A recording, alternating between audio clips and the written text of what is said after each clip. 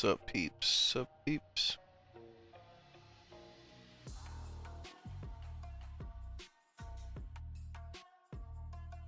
Getting started early this morning.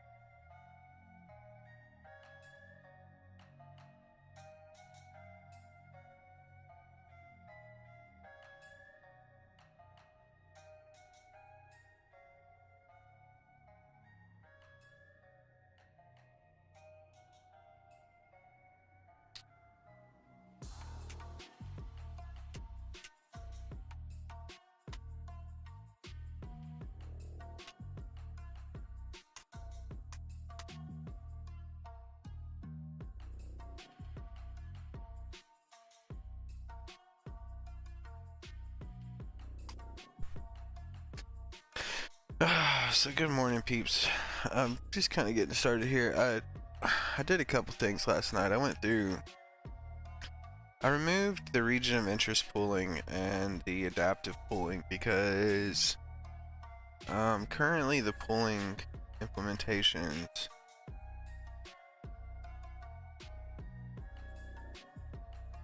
um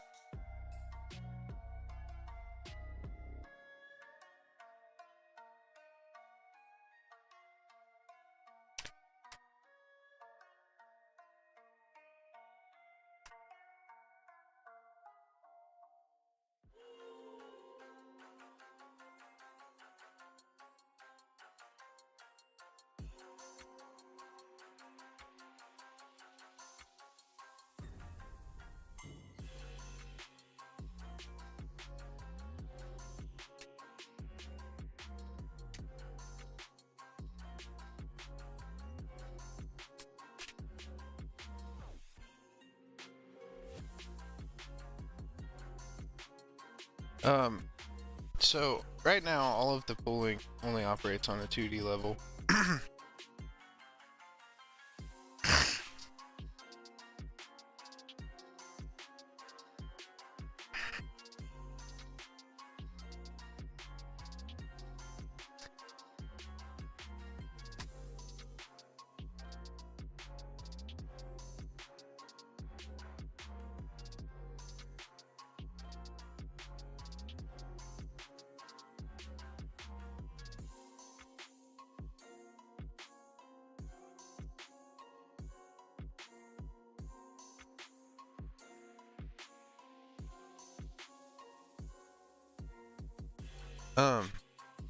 Sorry, I'm like waking up, paying attention to other stuff going on.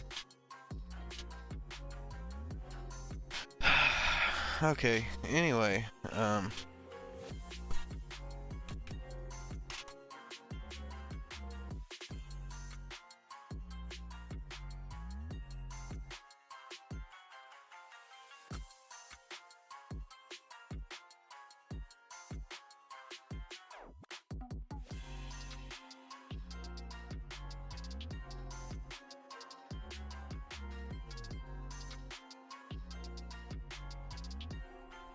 trying to get some more viewers on this.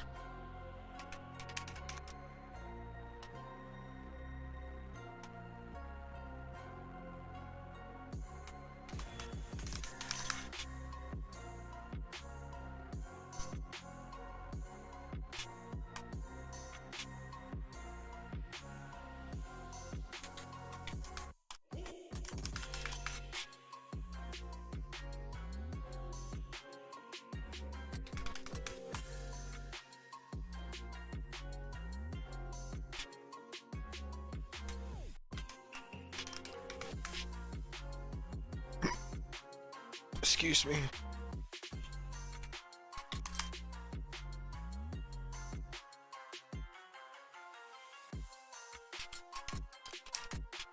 Yeah, I want to try to get some people on here just to talk. Like, let's just talk about something. When we talk about anything, we talk about politics.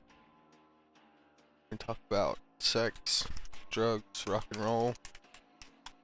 I don't care, man. I'm gonna have to turn the heat up though. It's kind of chilly in here. Be right back.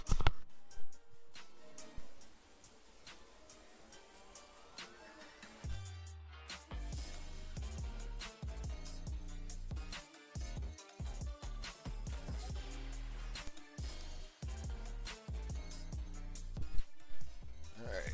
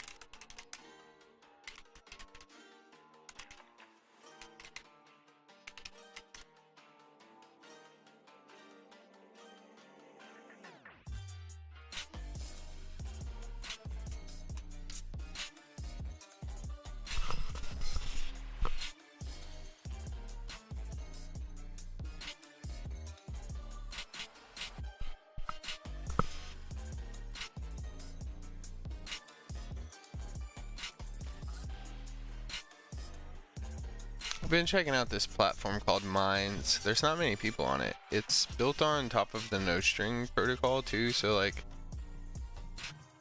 things are encrypted while you use it.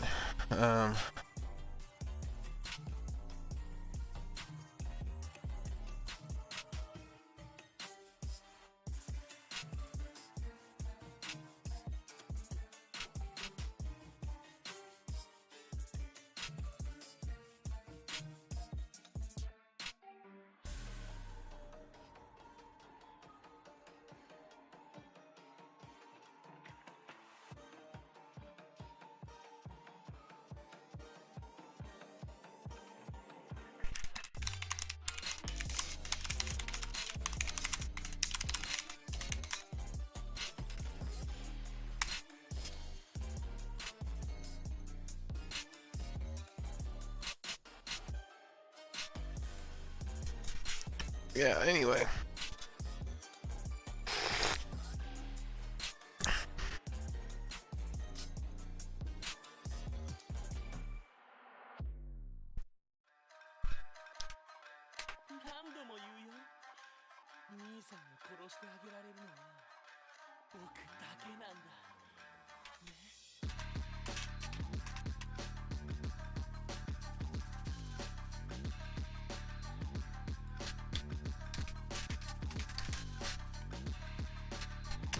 Alright, so what I did was I went ahead and set up these pooling stuff.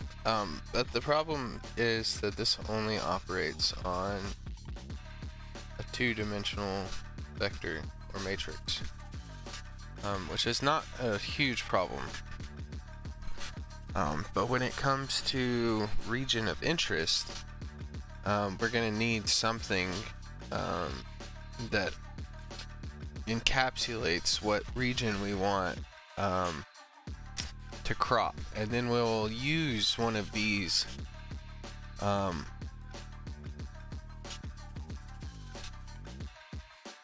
pooling methods to pool that region of interest.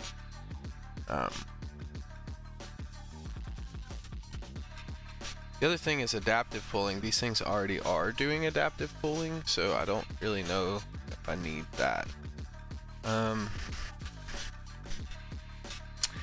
So with an image being multiple layers, we're gonna run into some problems because currently this only works on 2D, and we could run it for each dimension of the tensor, which would be fine, because really our convolution should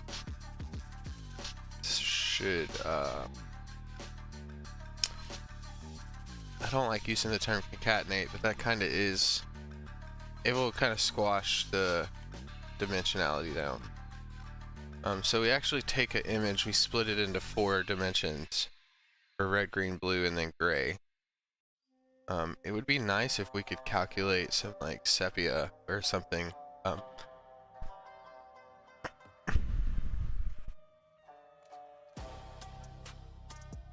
Would also be nice to define some rules for a region of interest. Because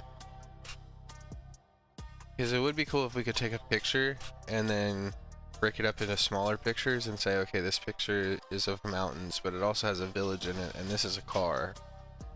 That would be pretty cool.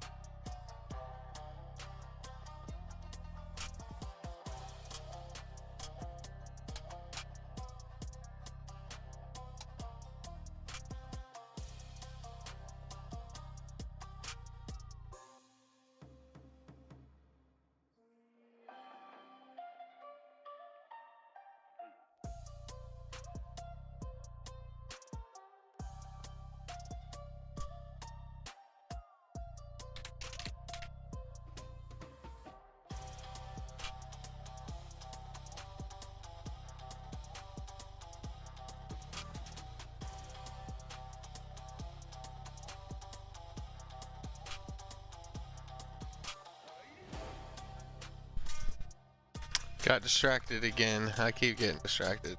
If I had people in here talking to me, I'd be a lot more engaged. So what we're doing here, why are all these strings failing? So I just did all of this on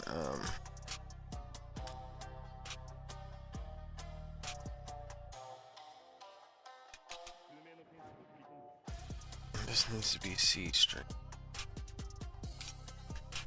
I just did all of this on Mac last night, and for whatever reason the Mac compiler,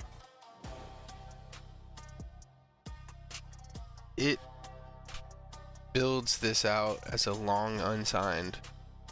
It returns a long unsigned. When the Windows compiler returns this as a size T. So the size functions are different on Windows and Mac, which is minor detail, but I'm not getting a consistent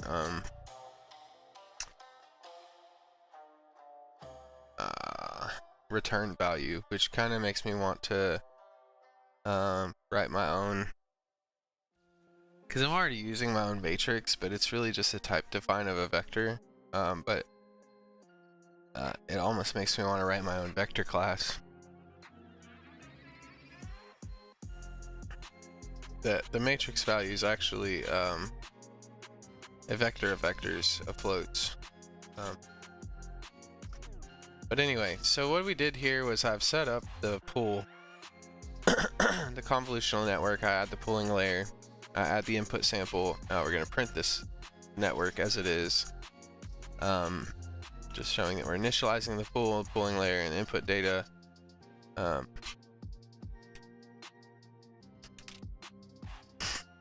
Pulling test is started, and then this is our input value, and then we're gonna set the pulling type to max pulling. We're just setting a global pulling result, that way we can call this in every iteration of this. Same for pulling method. And then we're gonna print out the pulling string, the height, and width.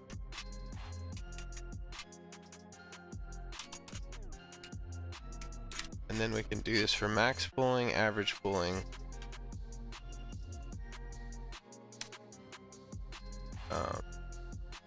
global max, which will return a single value, global average, L2 pulling. I guess L2 could have been above that, but it don't really matter. Stochastic pulling. I think that's all of them.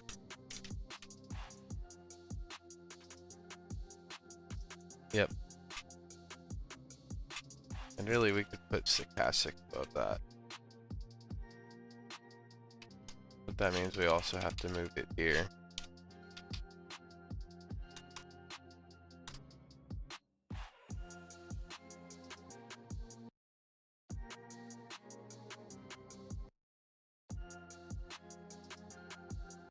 And see, this is why I don't really want to, like, global max and global average make me not want to combine layers in certain instances, because if something has a higher red value than blue, if it's a circle, if it's a red circle, it's more likely to be a tomato. But if it's a blue circle, it's more likely to be a blueberry. So I could see instances where a single average or single max could be useful. But you would lose those values if you would probably lose those values unless you returned a flattened array for each individual layer, or containing each individual layer. If you combined all the layers into one value, then you're not gonna have very conclusive. It's not gonna be very informative. There might be other purposes for this that I'm just not understanding, but so far let's just see. Let's make sure. See, now it's asking for unsigned int.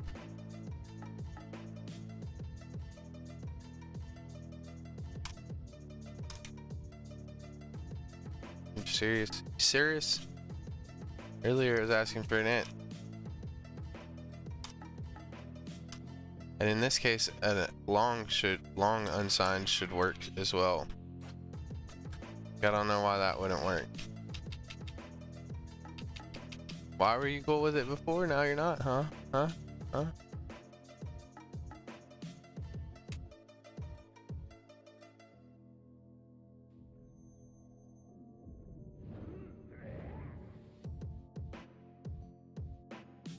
And then just to make sure that we don't have any problems out of this guy, because we're sharing this pooling result matrix,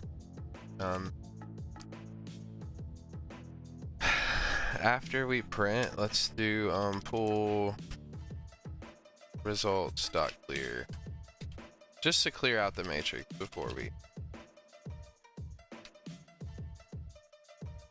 So we'll print it and then we'll clear it. Print it, clear it, print it, clear it.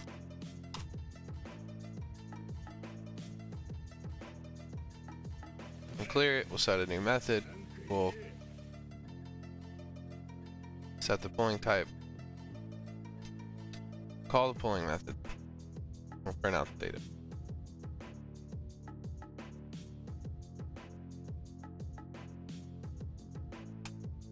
I need to clear it there, that's the input. Let's test this. Let's see if this works. They should all be relatively the same size.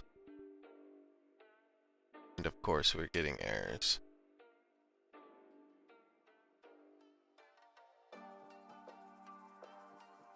this should be smiles.size,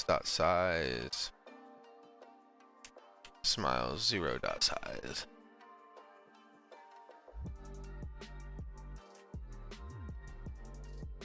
You puta.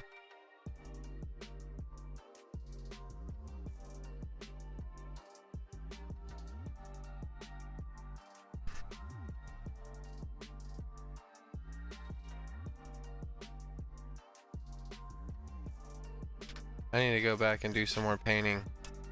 I need to get some painting in my life.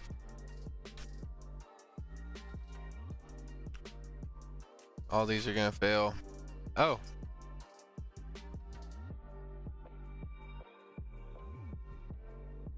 It almost worked. Max pooling, average pooling, global max. Why do we... I actually wanted to do global max and global average at the end.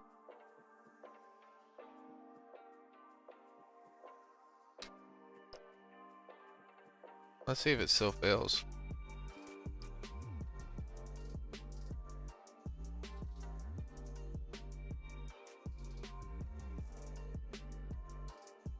Let's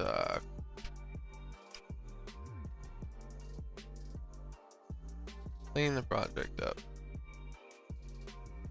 Let's change all of these from a U to a D. Let's try to force it to use a digit.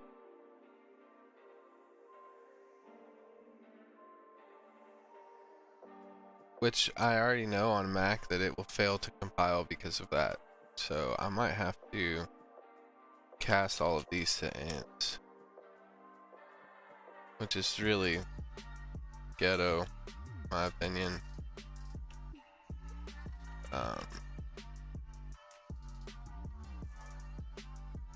Whatever. I feel like if I'm gonna do that, I should actually go do a static cast, but fine.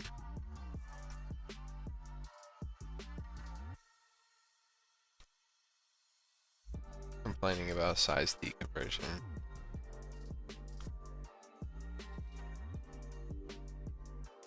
So it still hits global max before stochastic. Why? Oh, global max. Okay, so max pooling, average pooling, L2 pooling, stochastic pooling, global max, global average.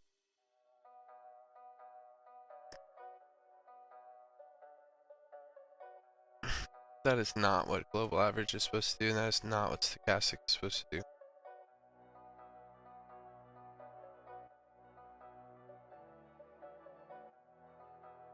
Let's do a clean build.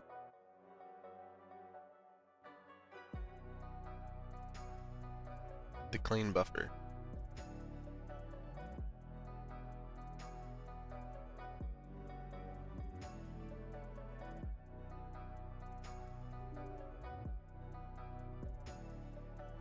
So it actually gets to the end of the global max.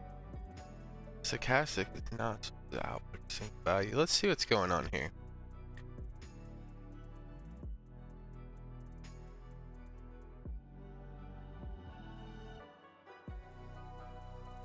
At this point, we have our smiley face. Our max pooling gets the max values. Average pooling gets the average values. L2 turns everything into a positive value. So we are at stochastic pooling. At this point, we can see our pool method is stochastic pooling. Oh, you know what? I know what I did. In pool.cpp, in our anonymous function, we never moved stochastic pooling over to here.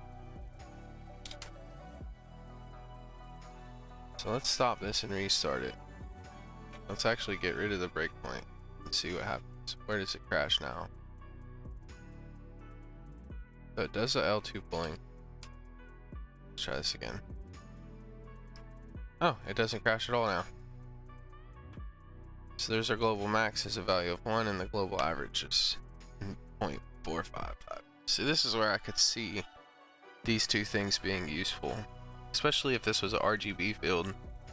And there's no, you could tell that, you know, what's the average amount of red and green or whatever, or we could tell. Hopefully the computer would learn to tell.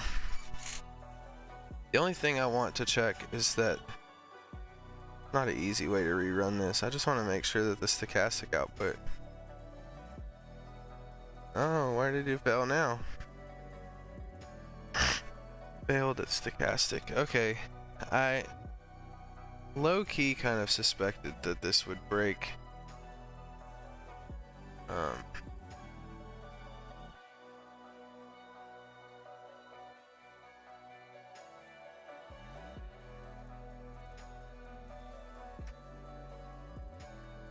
So I wrote this really quick last night.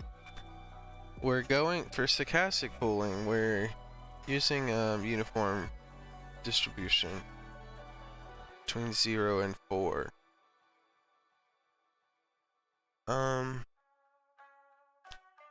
Maybe this is supposed to be 0 and 3.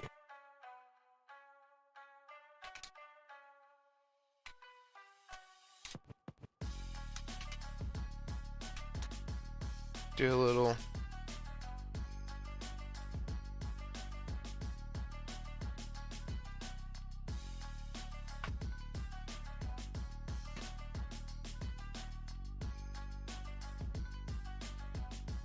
yeah, so 4 would be out of range.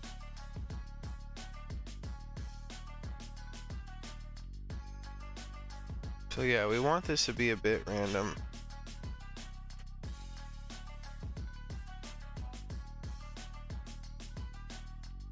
Looks like it's almost the same every time. Not exactly though. Yeah. Yeah, it's different.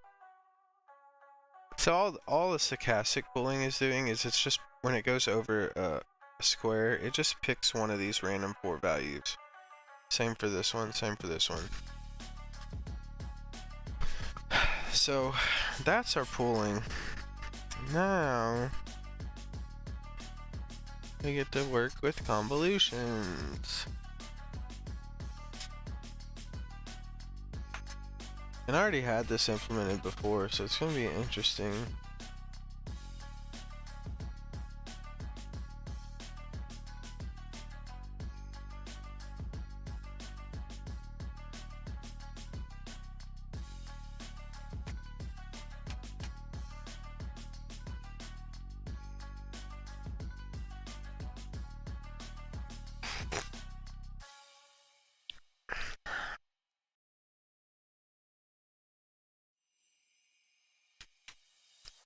I know I'm scatterbrained.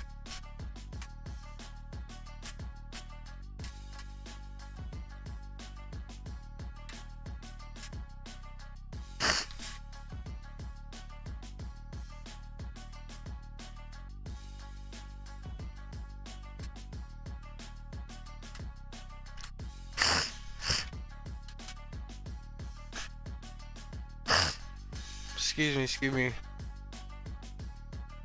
I feel like my sinus stuff is finally going away. So we're gonna end up having to change this too, because the convolution layer specifically is supposed to be, well no, it is supposed to be a matrix, but it's supposed to take a tensor.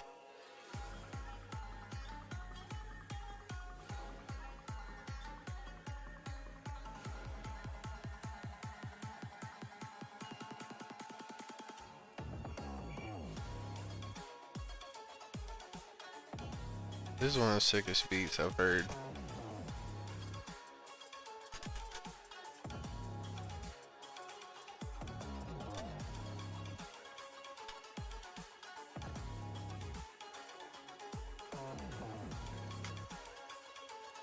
I don't know why I'm doing layer 0.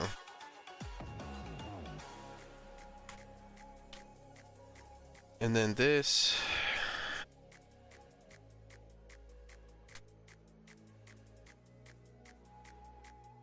So we're gonna have to add a convolution function to our convolutional layer.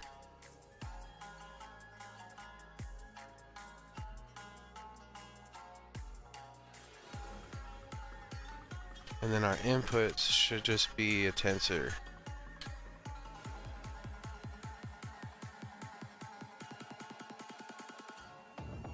So this definition doesn't exist.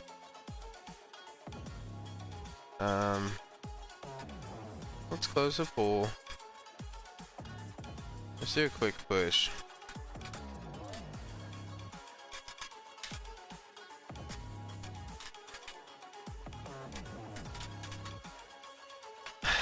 And then let's switch our tests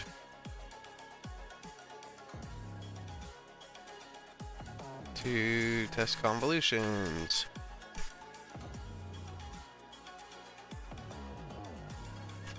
And for now, we could just input four smiles.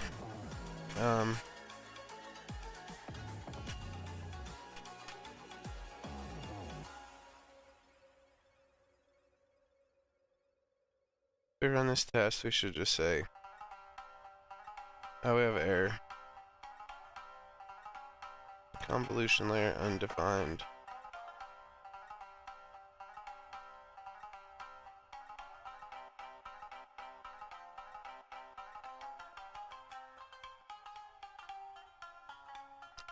Doesn't like that I used the same words again.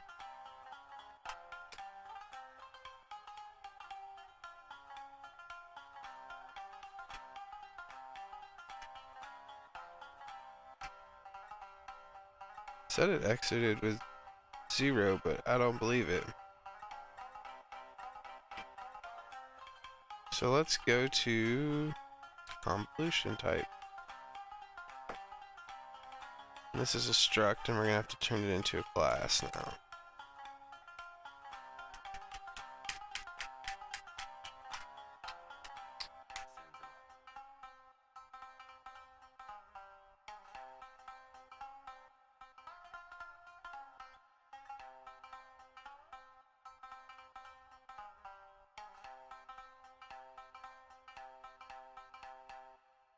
This would be a good time to use class inheritance.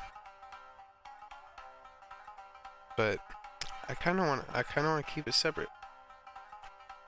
Although it would be smart to move some of this stuff up.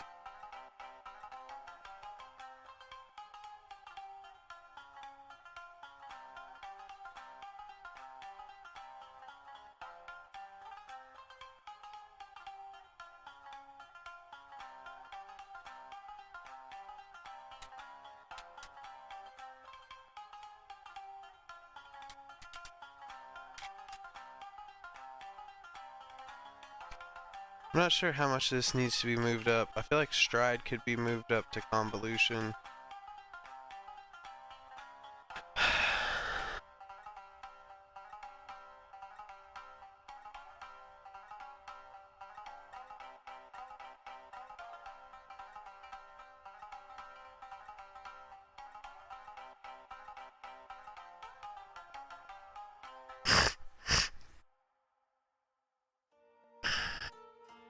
But the question is, do I want every kernel to walk the same stride? That also determines, do I want every kernel to output the same size data? For now, let's leave this as part of the kernel. Just because it's interesting. These are also potential actions.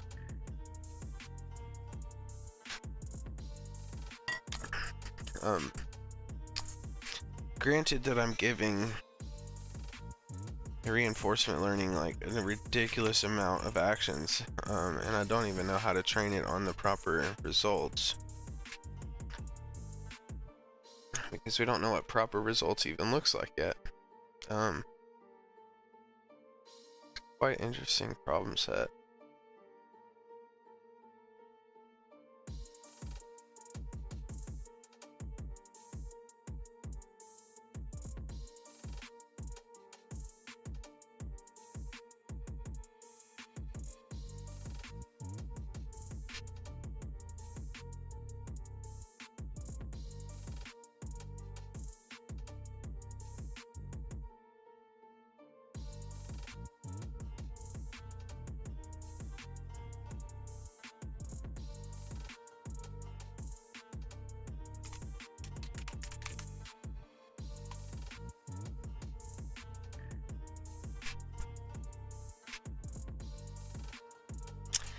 So we just need a convolute function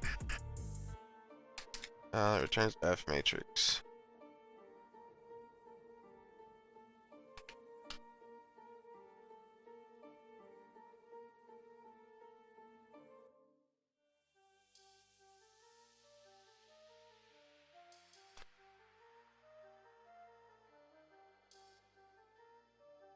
And it actually needs to be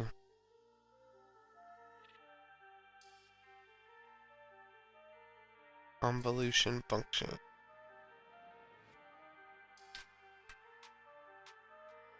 If I'm not mistaken, this just points to an anonymous function.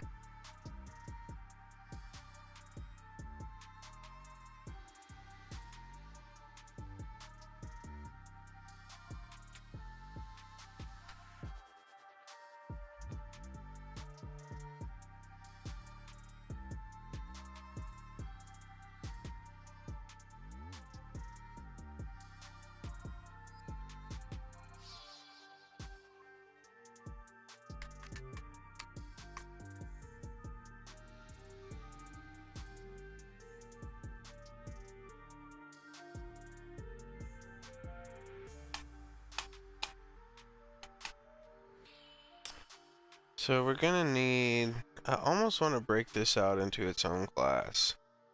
I mean, into its own folder. Own file, because we have a pool type. I feel like we should have a convolution type. And we do have a type, we're building it right now, but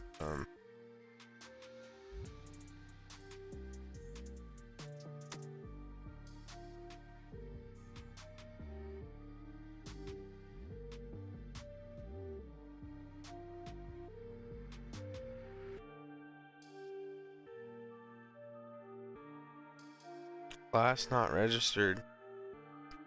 I don't know what the hell that means. Look, man, just give me a C++ file.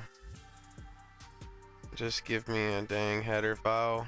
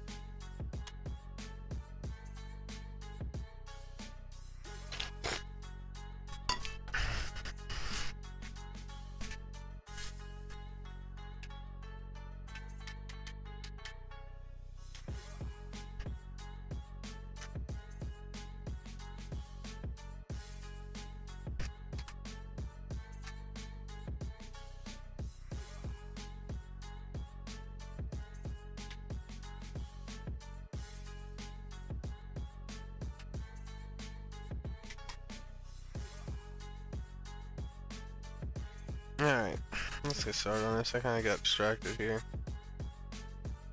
I want to take this convolution type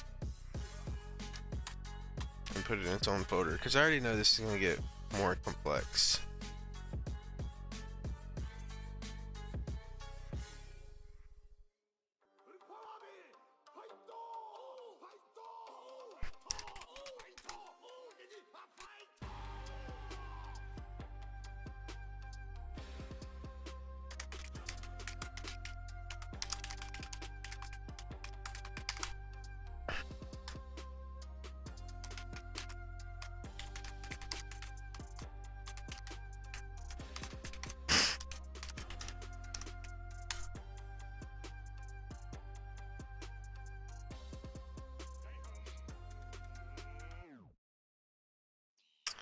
So we'll include kernel dot. Probably gonna have to take a break. I'm feeling out of it.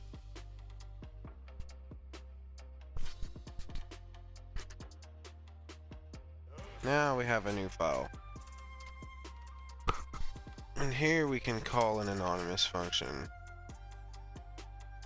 Speaking of anonymous functions, oops.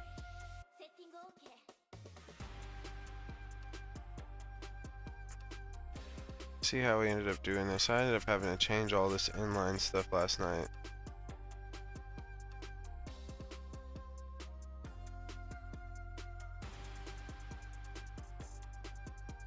So we did extern void.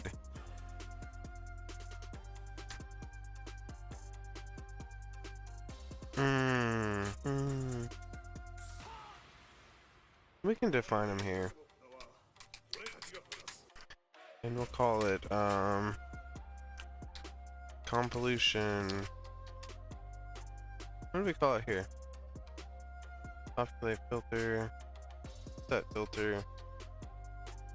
We'll call it run convolution, just because we're gonna take in f tensor 3D pointer like we did on the other one, and then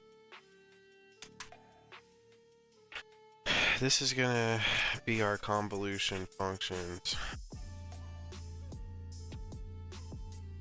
Actually, for now, I just want to do a really simple convolution. Everything's so complex. Let's just do a simple convolution. For let's say int z equals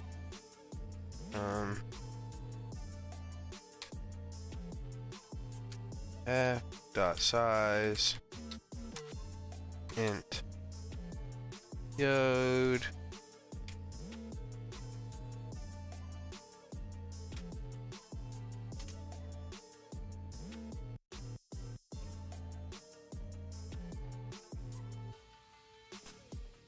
what do you call x?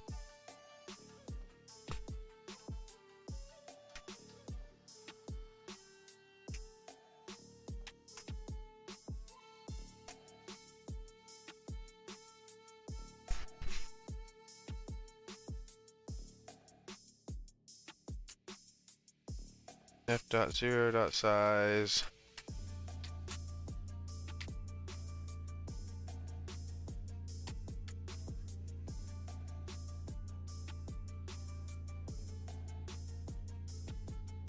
this is assuming that our tensor, our cube is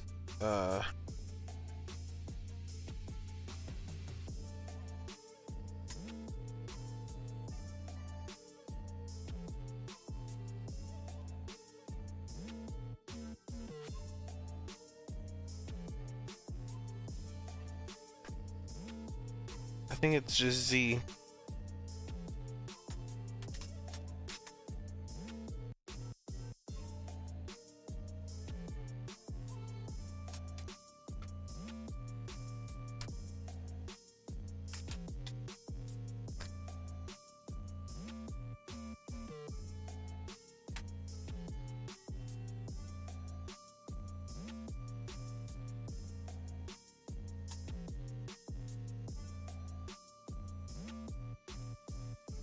Oh, we don't want to go through all of it.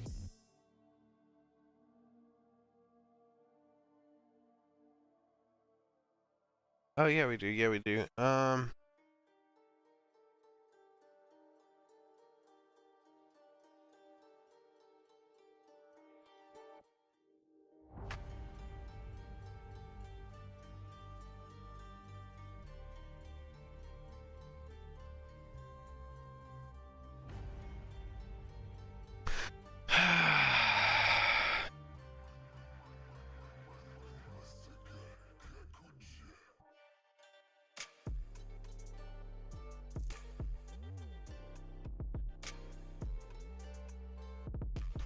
So we actually, this has to be a 4-dimensional problem. So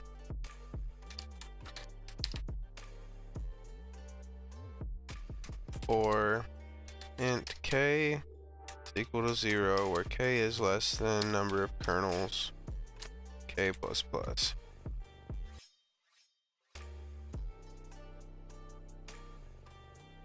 It's ugly. That's why I said let's keep it simple. Because I was already ending up with quite a complex problem.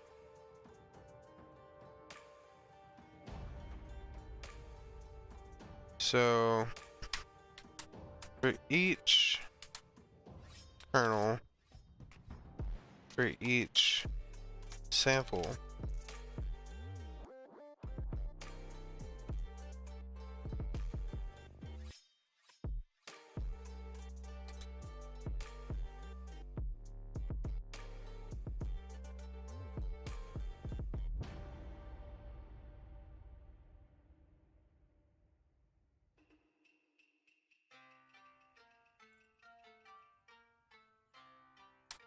for each column,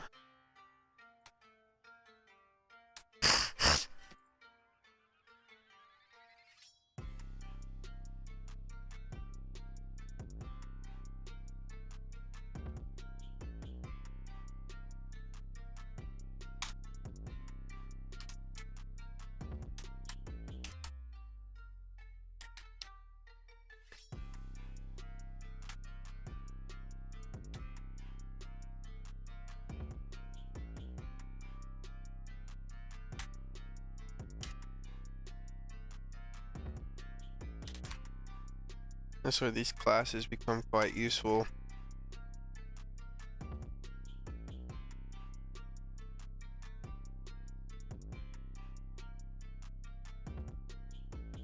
So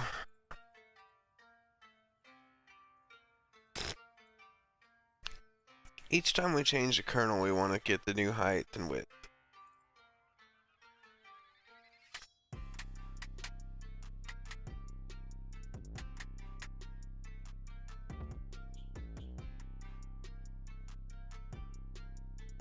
We also want to say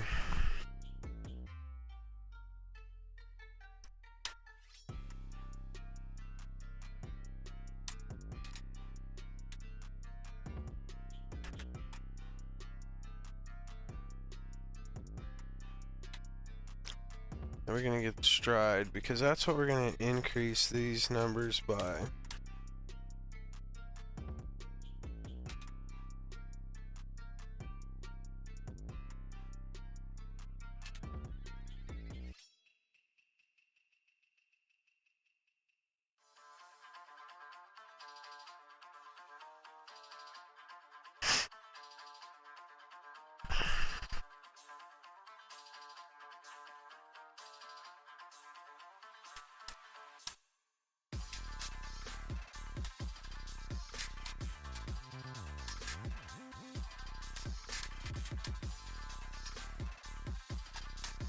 And then for each row,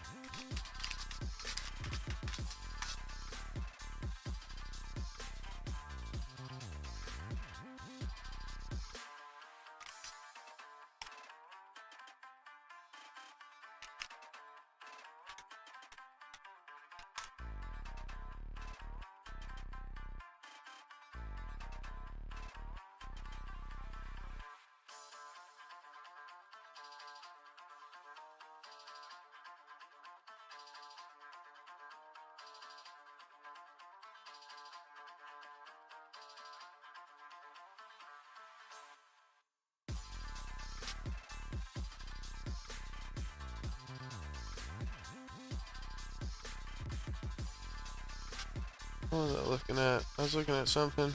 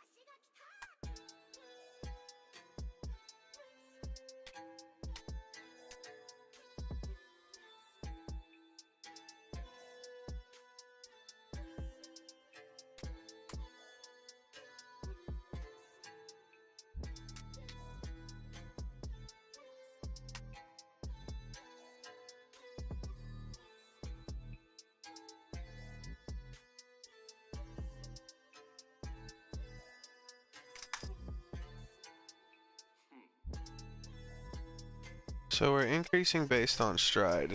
So we want to say for int k y equals y, where ky is less than yod plus stride.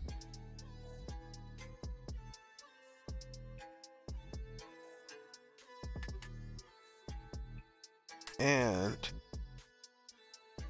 oh no.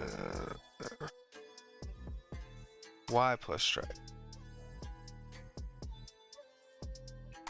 Y plus kw. So we're gonna start at y. So if y was 0 and the kernel width was 3, then while this is less than y plus the kernel width, and while ky is less than the width, we don't want to exceed the width of the entire thing. Ky plus. Alright, this is getting fun. Do something here.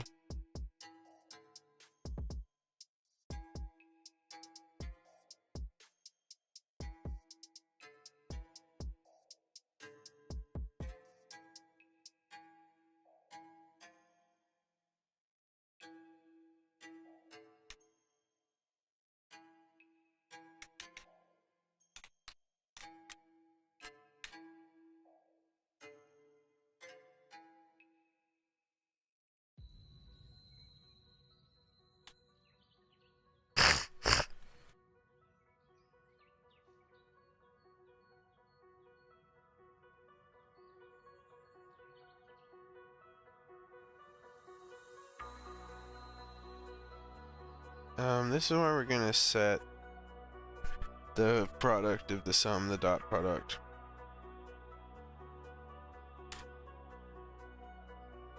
So for the kernel width, and then for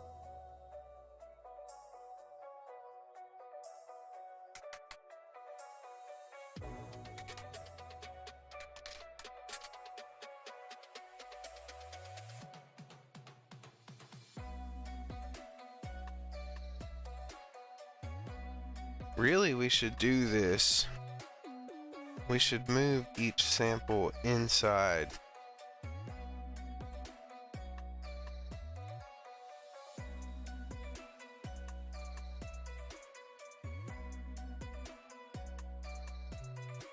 Because we want it to do it in a 3D fashion.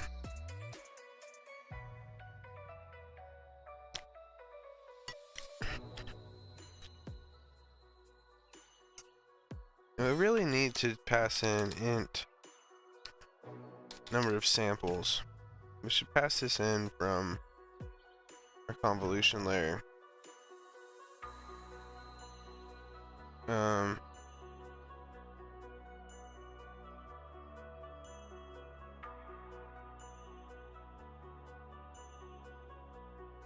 Do we even call kernel anymore? We just call convolution.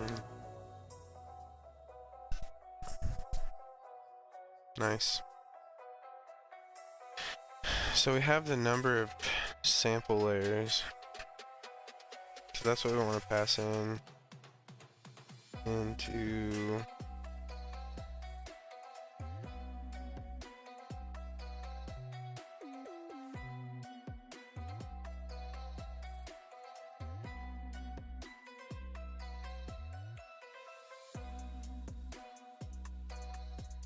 we're gonna have to make all of this public.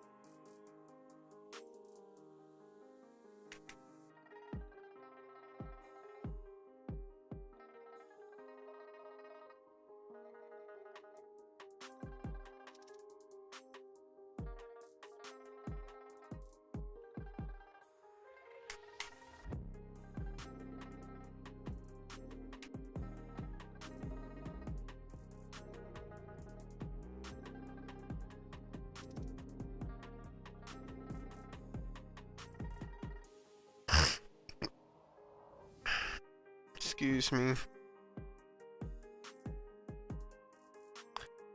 Alright, so this way, when we convolute, we can actually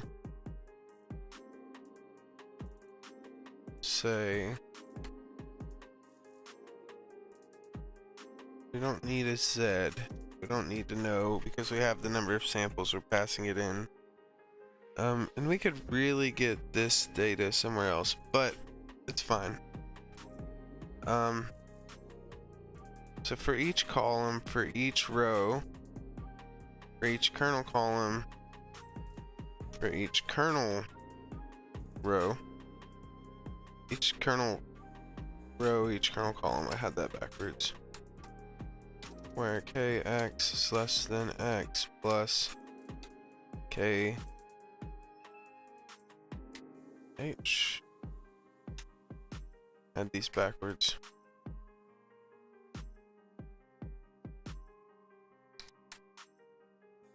Dang, JavaScript. Every time I write bad code, I blame it on JavaScript.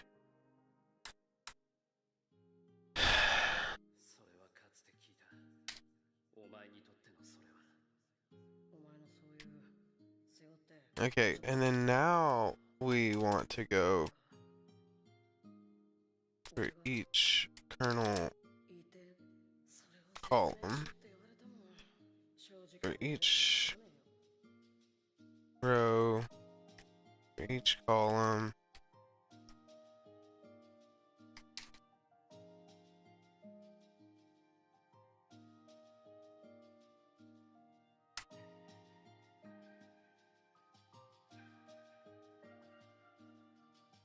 We need to make sure our stride is never 0. That's something I forgot to do. And then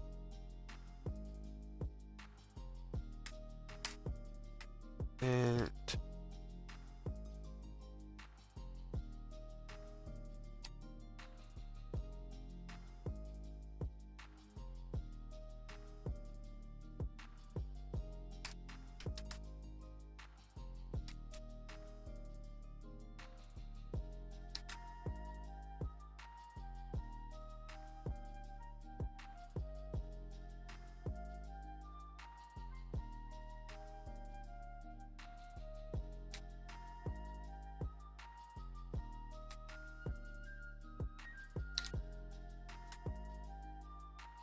oh, my brain is fried. I'm about done for the day already.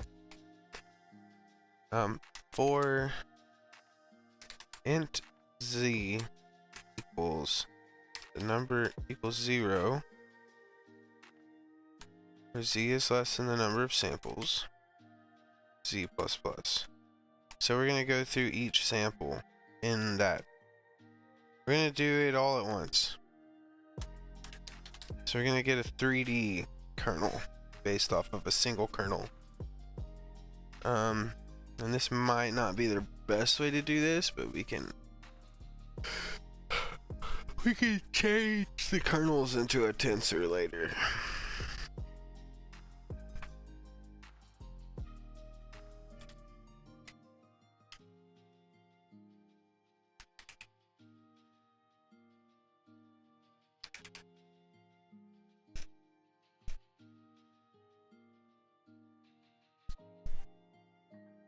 Right now we're applying a single kernel across multiple layers.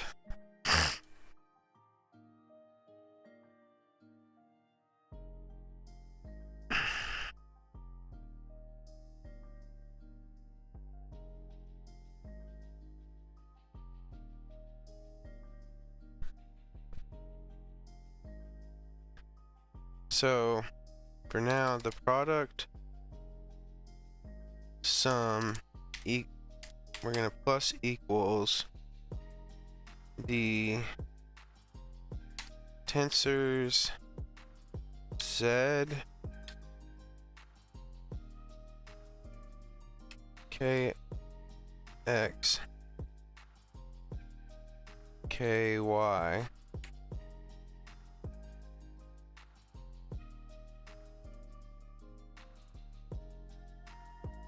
times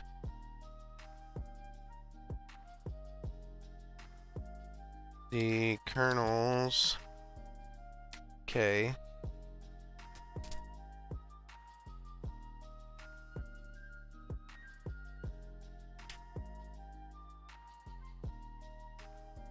ooh oh so oh, this won't work. It has to be so k equals 0, kx equals 0. Wow. Ky plus y is less than y plus kh. Ky plus x.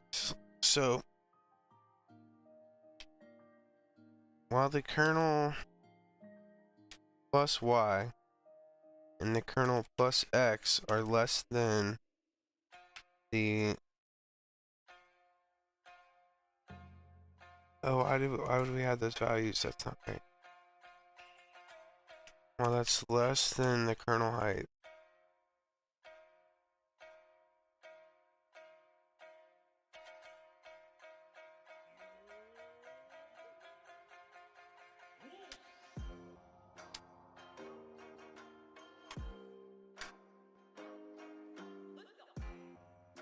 All we gotta say is while ky is less than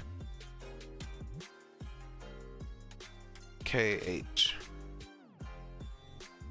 I was overcomplicating that. Kx is less than kw, and kx plus x is less than the width,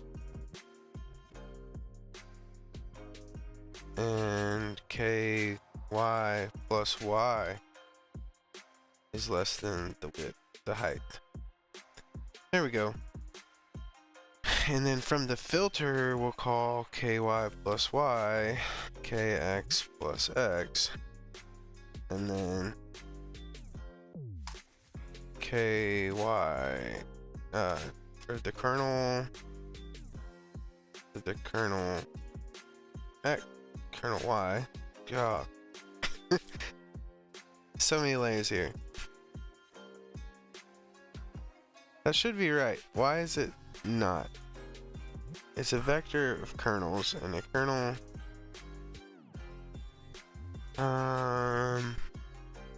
it's not that simple. It's a kernel get filter.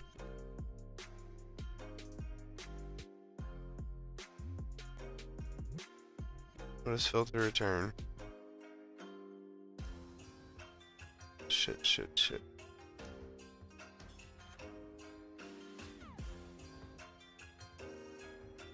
Get filter weights. There we go. And then to simplify this, we can say f matrix weights equals that, and then we can just say weights. So each time we switch kernels, we get a new weight, and then as long as we go through these.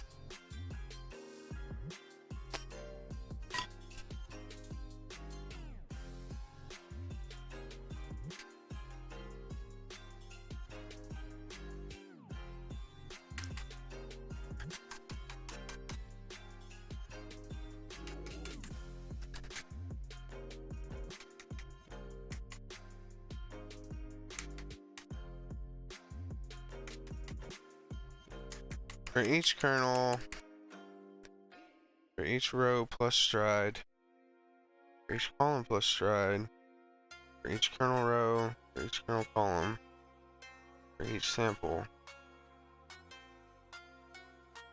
we're gonna multiply these two values together and add it to this. And then here, we're gonna say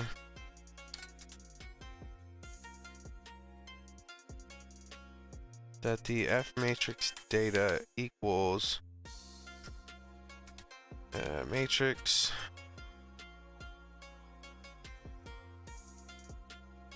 of yod divided by, this is why stride would be good on a convolutional layer. We're gonna move this up. I'm gonna say that we're gonna break this stuff. All the kernels need to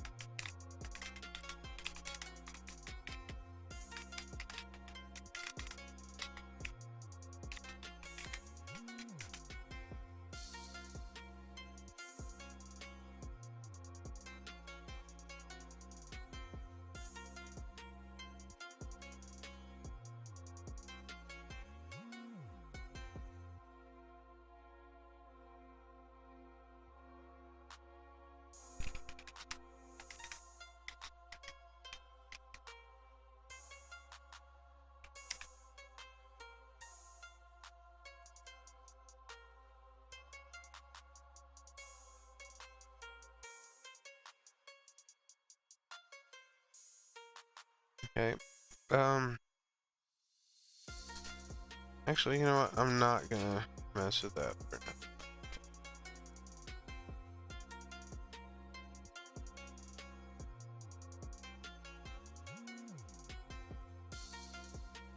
I feel like we have to move stride up. I feel like stride has to be part of the convolutional layer.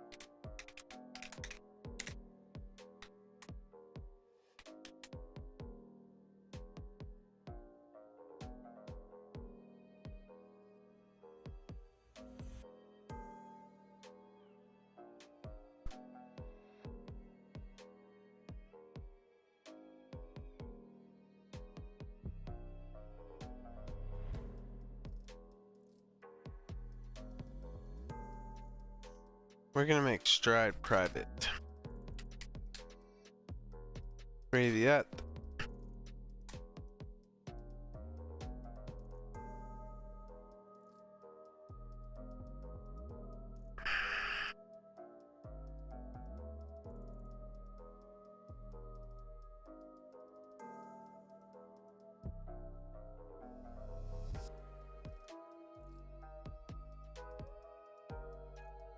It would make sense.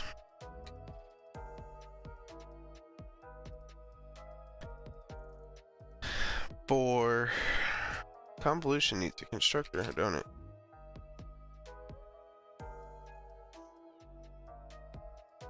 Boy, I just worked myself into a rabbit hole.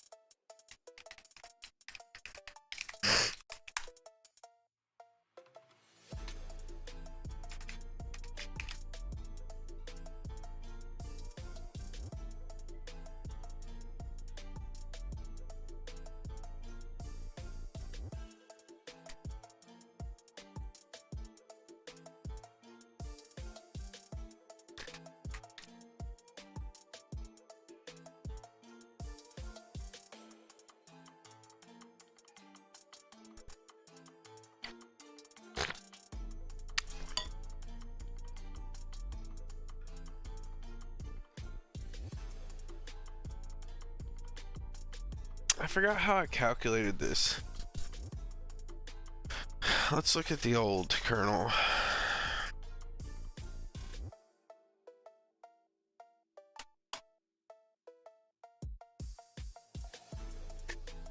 The old convolution layer was way different. And I really do need to make valid convolution, padded convolution, etc. Kernel rows, kernel columns, padding. So we did an output height and width, the stride, divided by stride plus 1. And I think that would be sufficient here.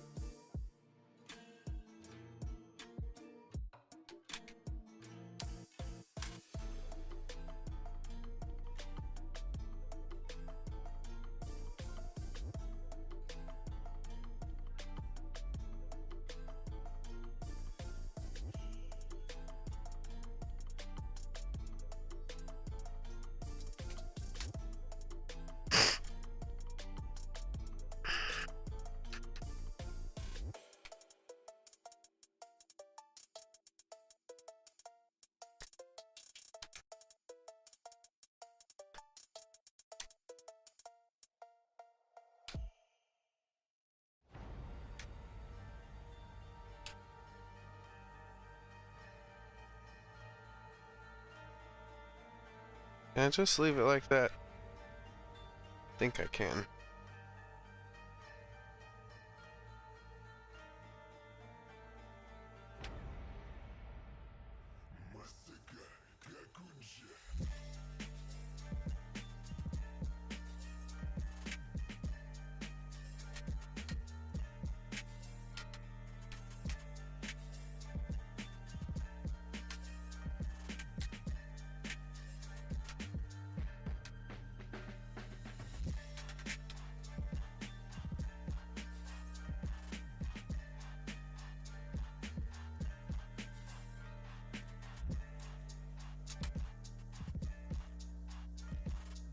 I think that's it.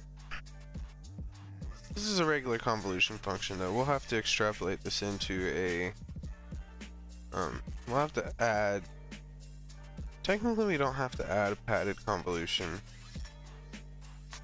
We could.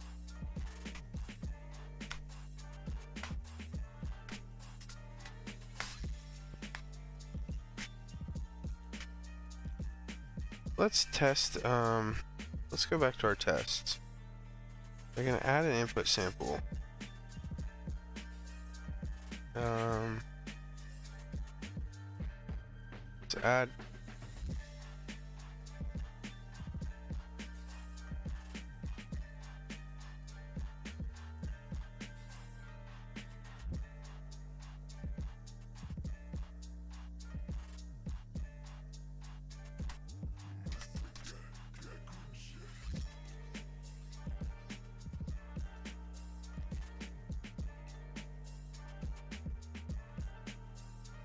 So we're still getting this.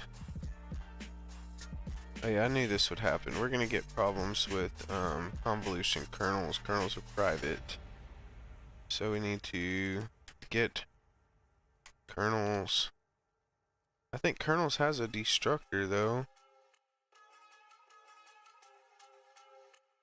Yeah, so we don't really need to, well,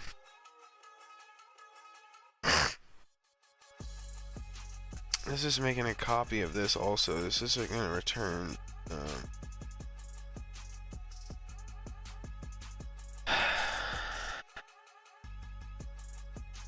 What we'll do with the convolution type, since we don't have a constructor at this time, we'll create a constructor and a destructor.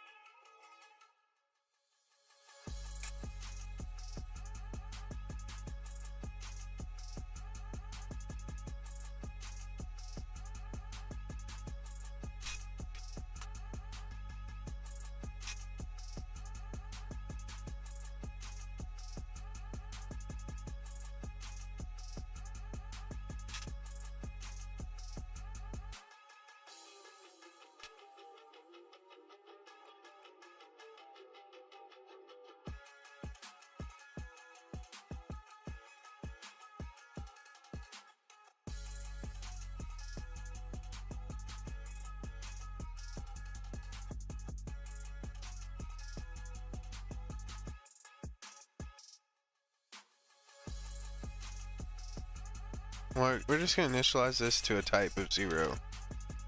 A type of kernel pointer size 0. And I believe we can actually do that like this. And then this is our kernel constructor. And then our convolution destructor just looks like kernels.clear. Then we don't have to destruct that anywhere. Where was that at? For the layers, yeah, we don't have to destruct this anymore. We just clear the layers, clear the inputs, and clear the labels. And all of these other things are automatically constructed. We can get rid of these initializers. because we won't have uh,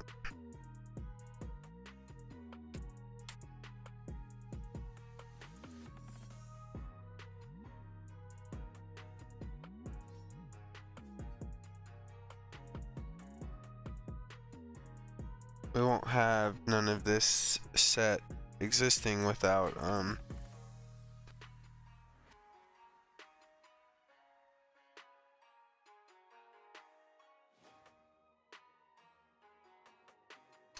without being initialized.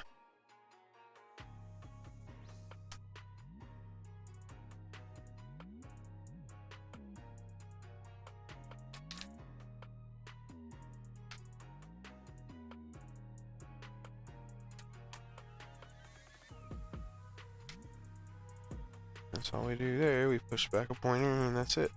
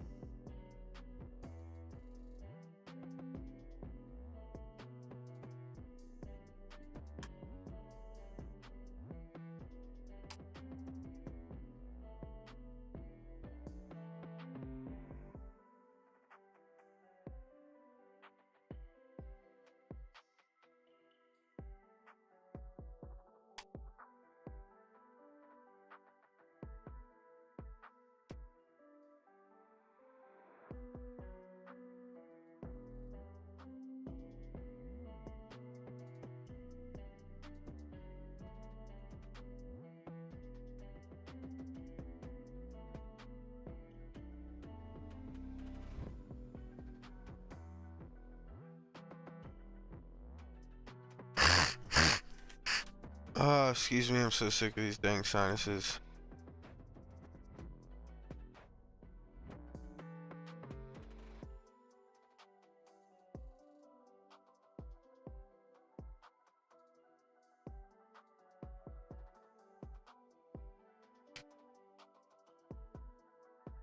This is stupid. There's no need to have this many parentheses. What the fuck is this JavaScript?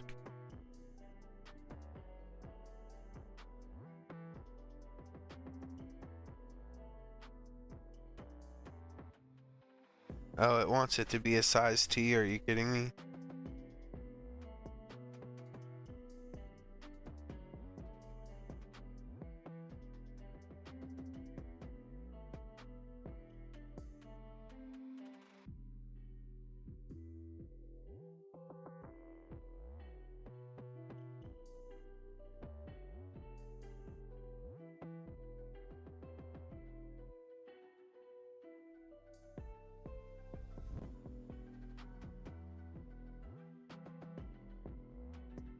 that what you want? Is that what you want?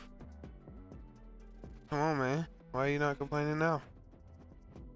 Why are you only half complaining?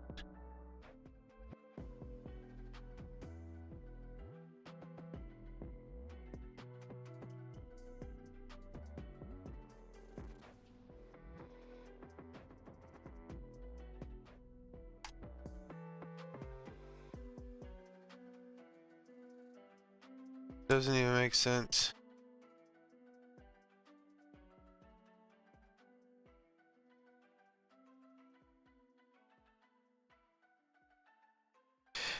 Give me some more errors. Come on, let's see what they at. Yes, I know you cannot access the kernels. But you can add new kernel. And then we don't have to increase the data. And make sure we did that. Convolution.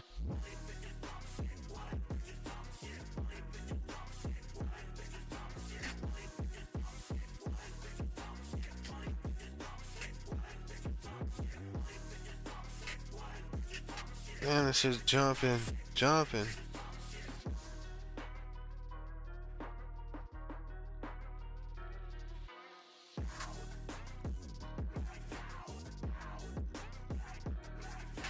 Just need to start using size T everywhere.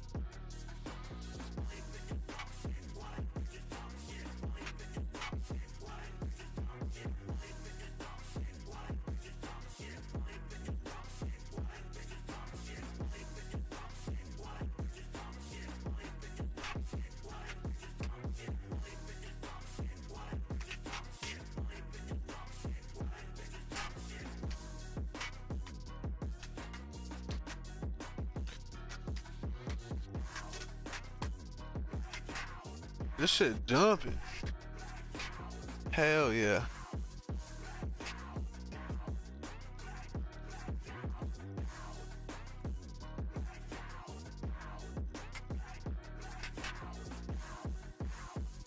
Alright. Cannot access kernels.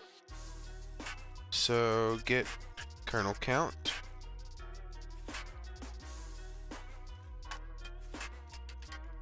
Get kernels. Get stride. Kernel doesn't have a stride. Gotta CL get stride.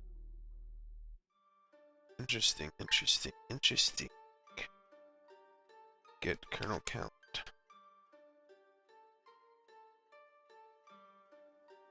Where else do we have in problems? I think that's it. Is that all of them? Is that it? Did we? Oh, we did it. We did it. 1 input samples, 4 layers per sample. 1 convolutional layer, 4 kernels. What happens?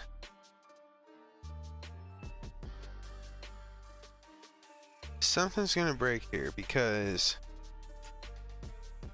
we're outputting a matrix. I feel like we should be outputting a tensor for each kernel.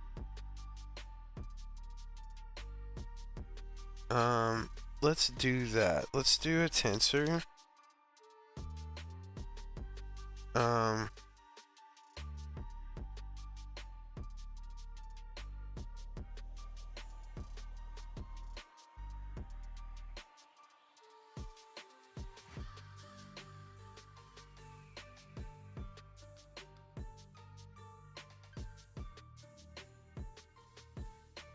That makes more sense.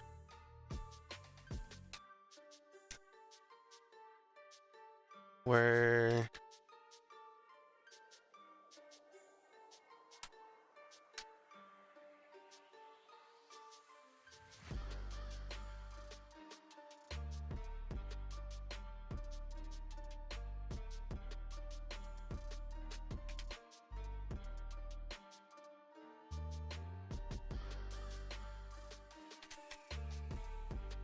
That way, we're gonna go through all of our kernels. We're gonna output a feature map for each kernel. I kind of like this. Kinda. But this breaks our pooling function now. Or does it? Yeah, because our pooling function's still pulling a matrix, but we can pull that data from different layers. This is interesting. We go back to our glorious paint. I wish I had this, like, this box that we drew yesterday.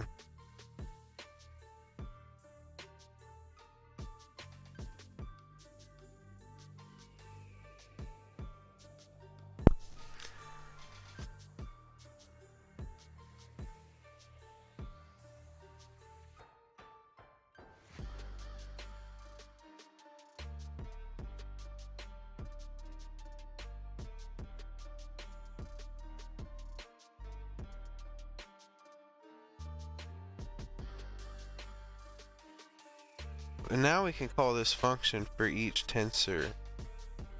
So we still maintain our 3D aspect. So red, green,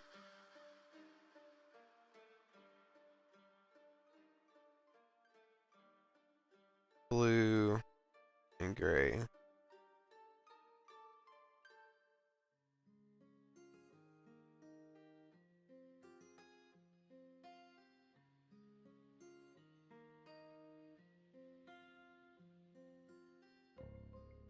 So if each one of these is a sample,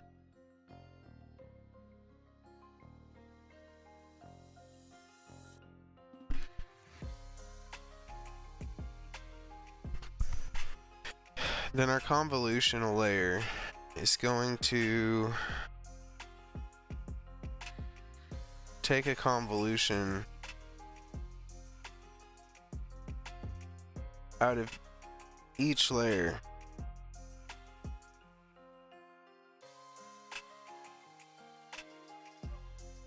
It's gonna take this little chunk out of the entire thing.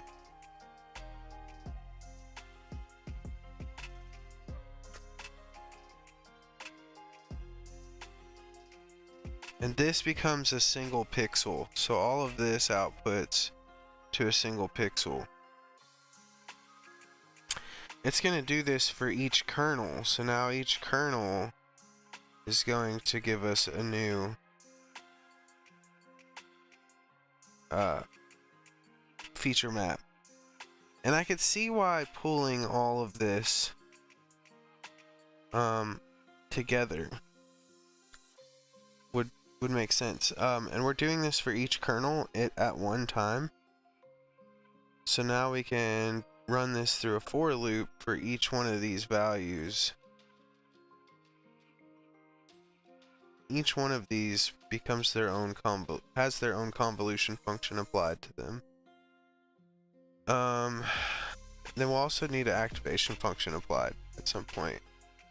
But aside from that, the problem with the pooling now is that the pooling can only be applied to a single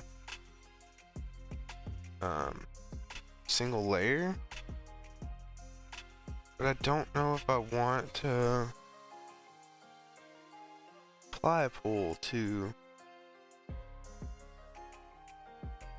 multiple layers at the same time. Let's just keep building this out in a modular way and see what happens. Also, let's just test and see what happens when we run convolute. ftensor 3D conv out equals CNN convolute. Oh, and our... So there's a lot of extrapolation that could be done later here.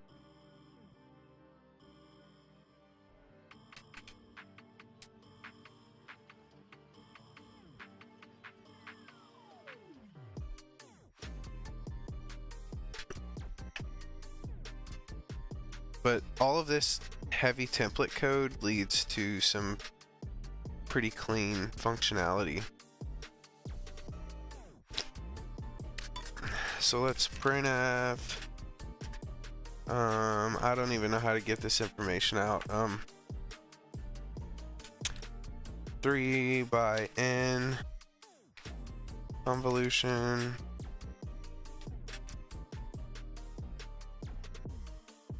printf matrix conv out 0. So that's all we're gonna do, is we're gonna just print out each layer of the tensor now and see what our outputs are. If this works. I'll be stoked if this works.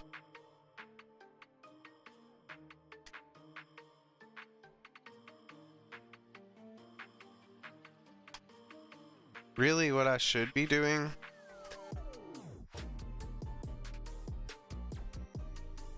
this is ugly, but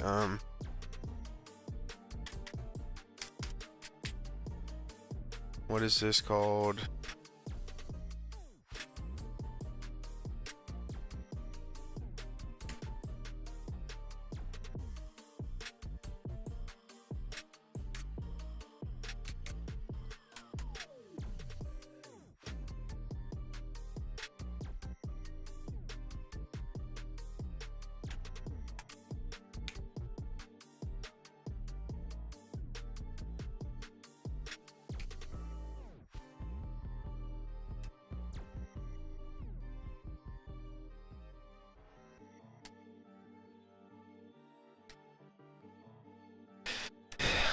These are fixed,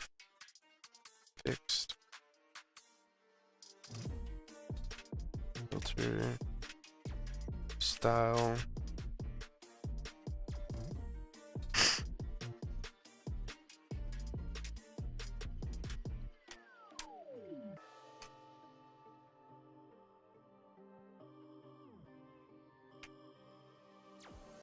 It's kind of cool that this outputs a tensor if this works, because I can add 12.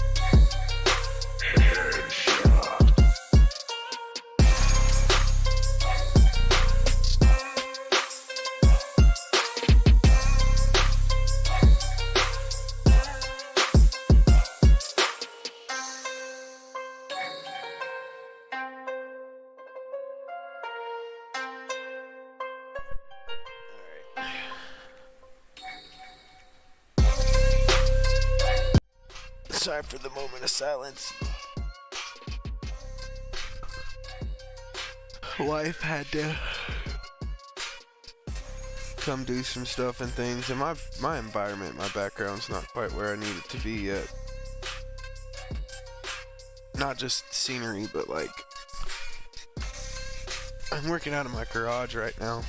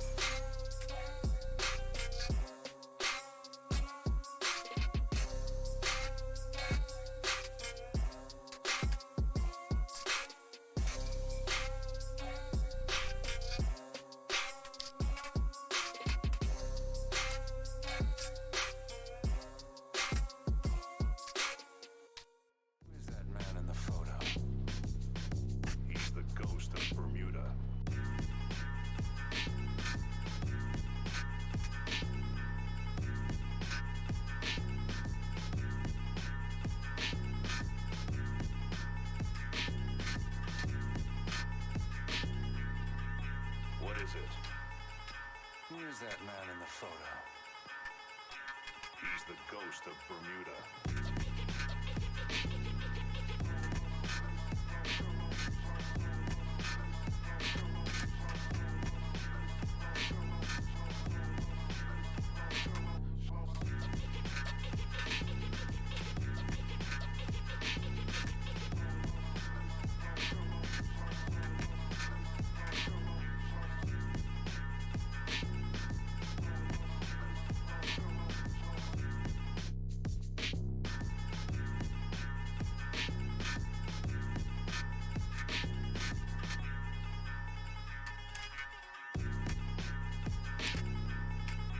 What is it? Who is that man in the photo? He's the ghost of Bermuda.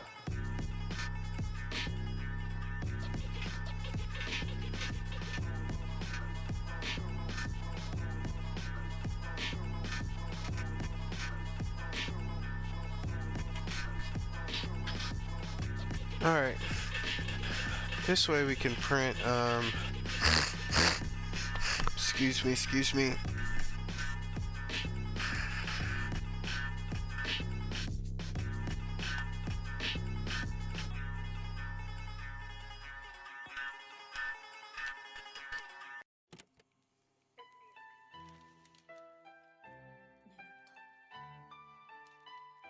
Hell, we can just print this. We can just say, filter dimension string at fd1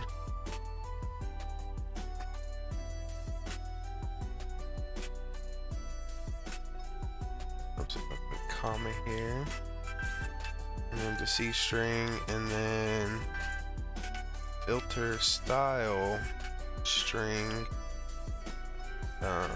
fs1. Then we can, that way we can like kind of change some of this stuff up if we want to. Damn bit. 4, 3, 2.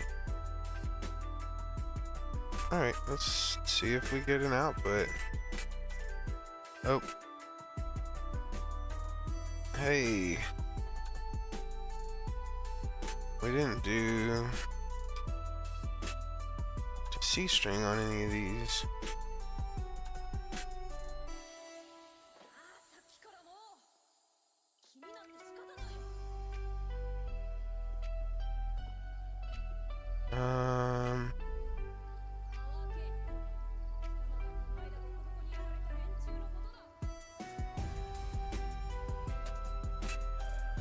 I'm not too sure these are actually doing anything different because I didn't print out the different layers.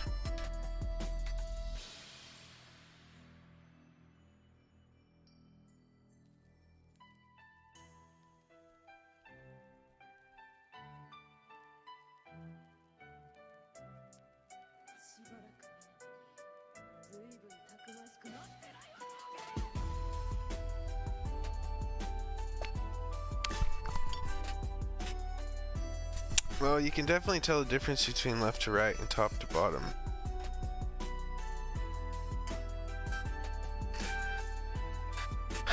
But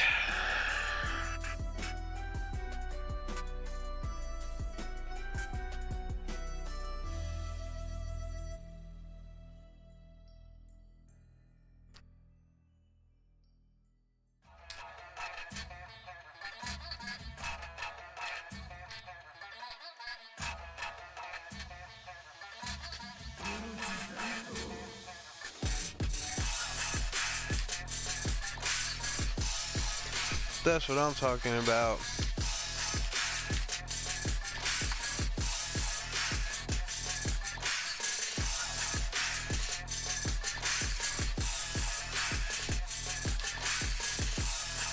This is pretty cool, but my convolution functions are fucked up.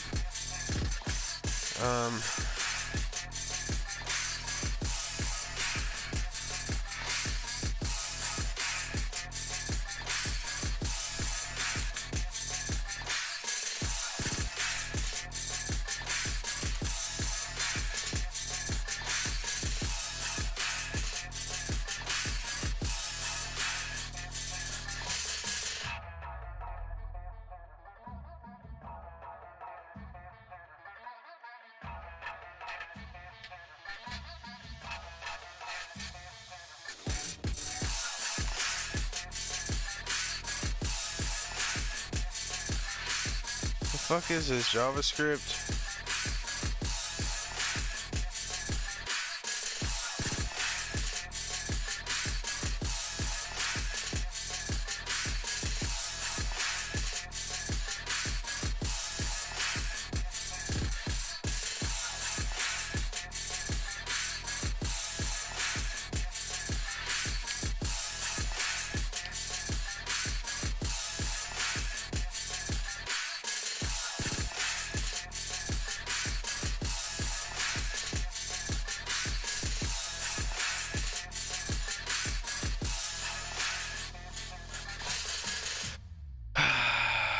Look, man, look.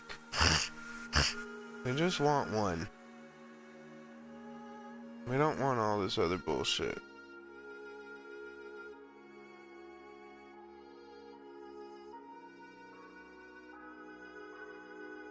We do have to say x plus 1.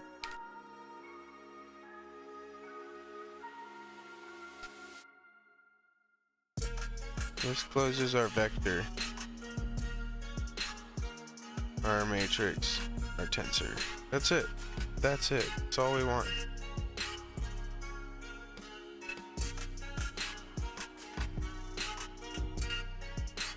Still not giving me what I want though.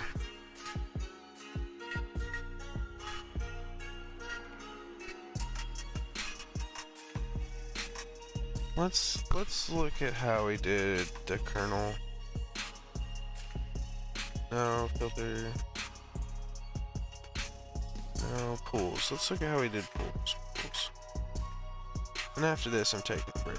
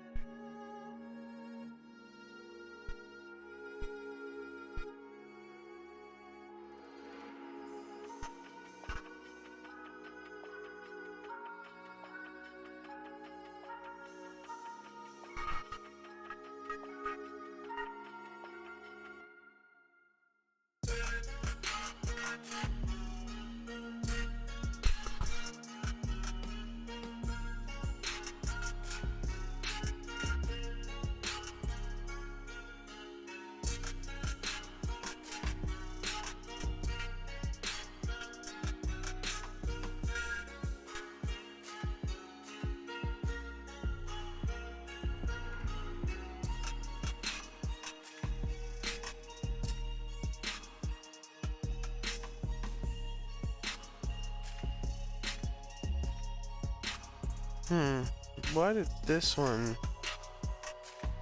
do it right? That's the input. These are coming out larger than the input, which is not right.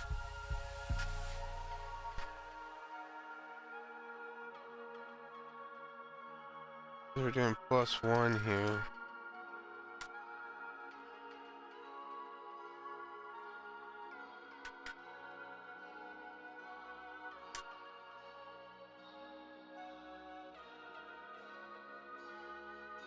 They should also not be the same size as the input.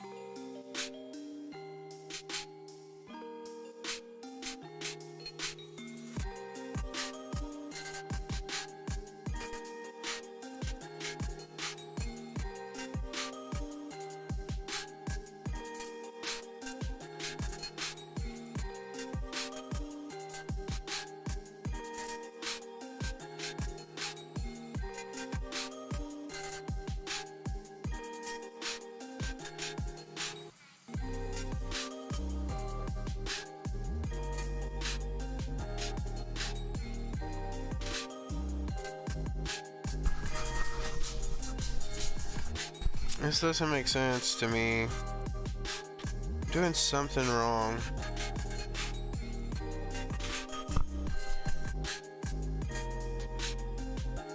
Oh, I'm making this.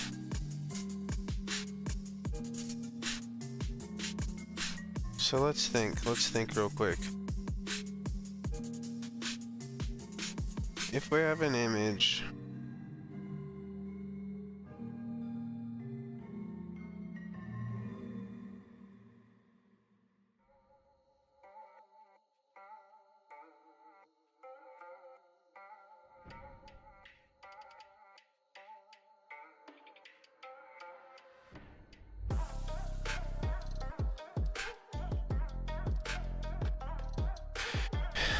and we walk over it with a 3x3.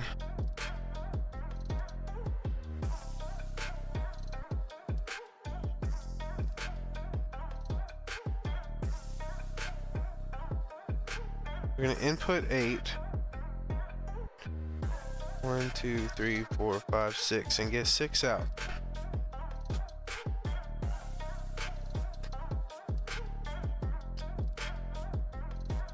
If we input with a stride of 2,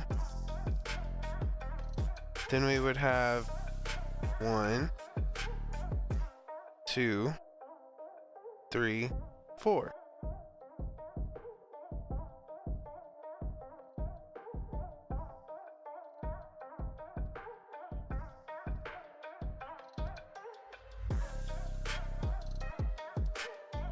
So if we do 8 divided by stride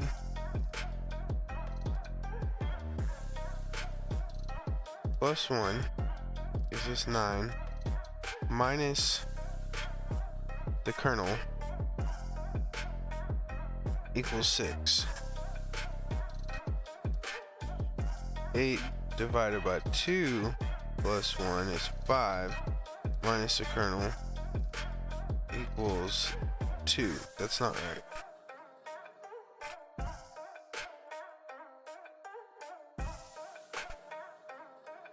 I don't remember how I did this. Let's look at the old code.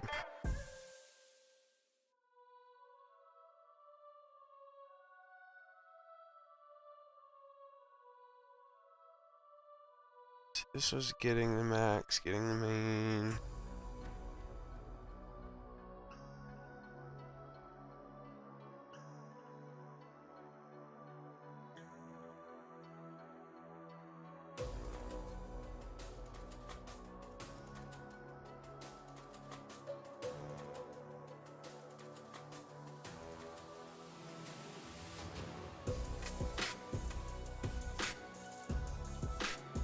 So we get the rows. Do we still have? So right here, we're not dealing. We could get the kernel.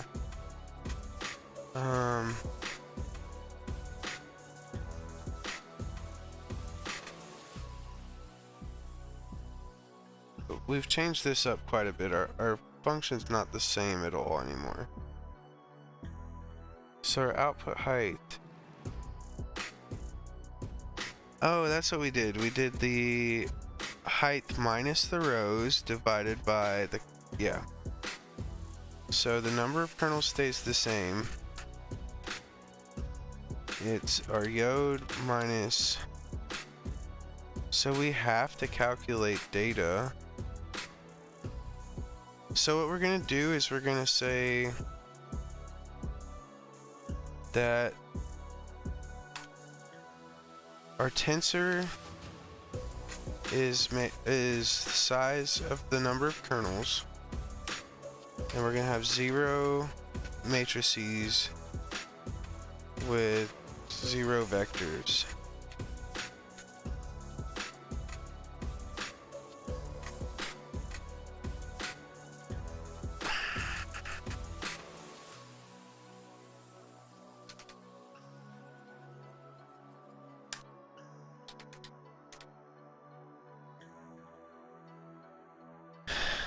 And then instead of calculating the data with the kernel for each,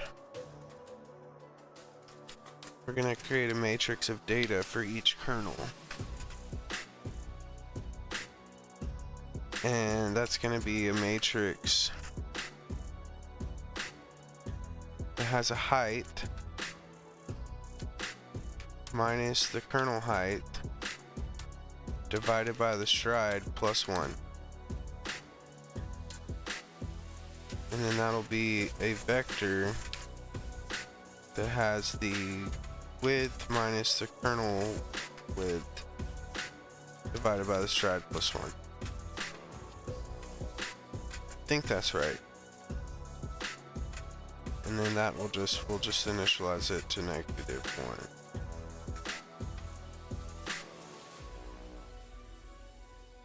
Really, I don't think.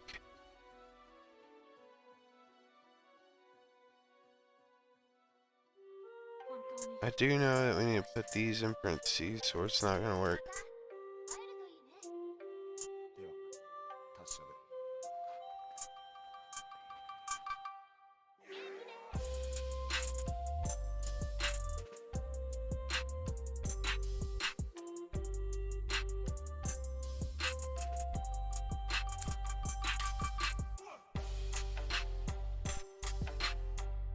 Let's see if that's right.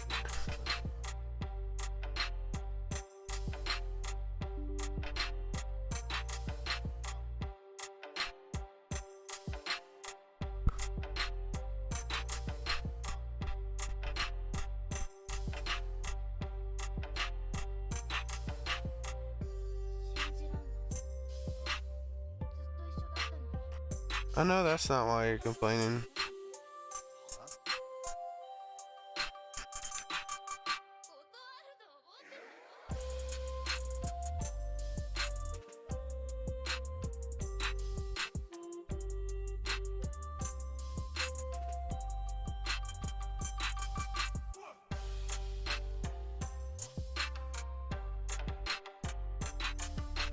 So for each kernel, we're creating a new matrix data matrix data.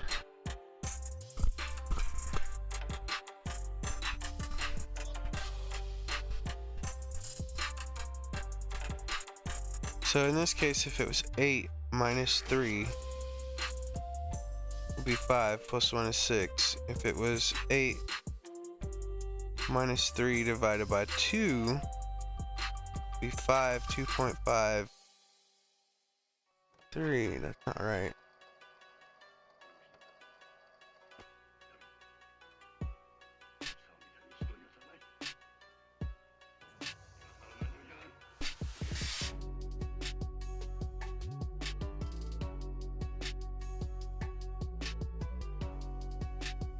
Eight minus 3 is 5 divided by 2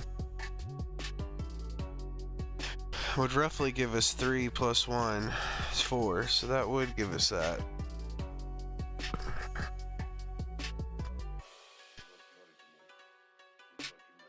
9 minus 8 minus 3 is 5. We can actually, I think this is what I did before too. We can actually do the plus 1 here.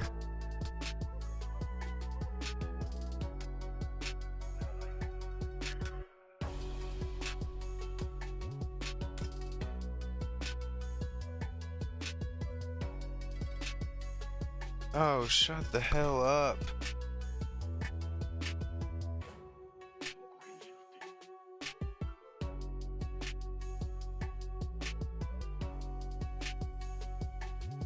I swear to God.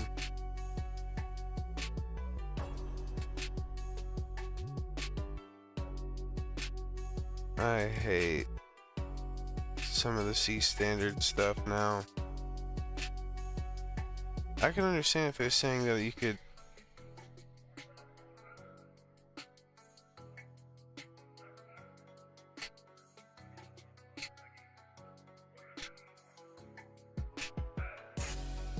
It's so stupid. We're not doing this. We're just gonna leave it like this.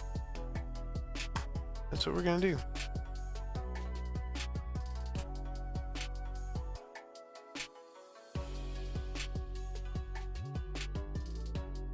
And it can shut the hell up about this.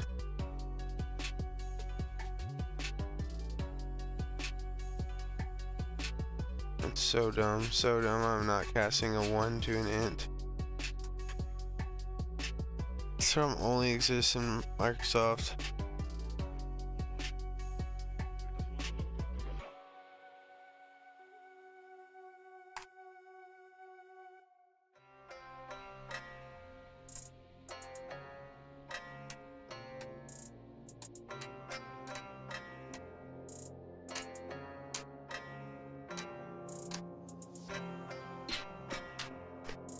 Oh, you know what? This is actually supposed to be output K. Because we've already said that it's this size.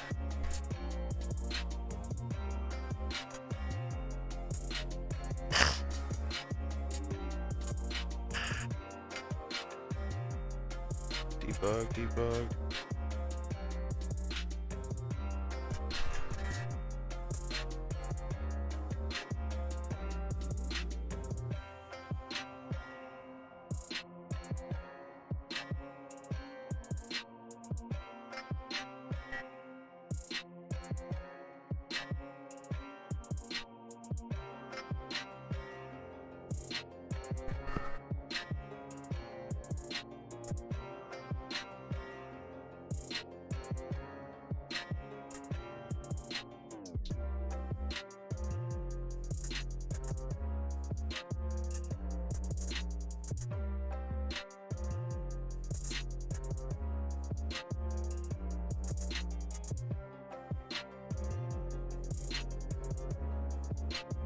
Output is size 0. Does not quite make sense. Maybe we'll get rid of this. Maybe let's just get rid of all this like initialization. Because we already know what it is and just do pushback. That's clean enough. Because the tensor is a vector.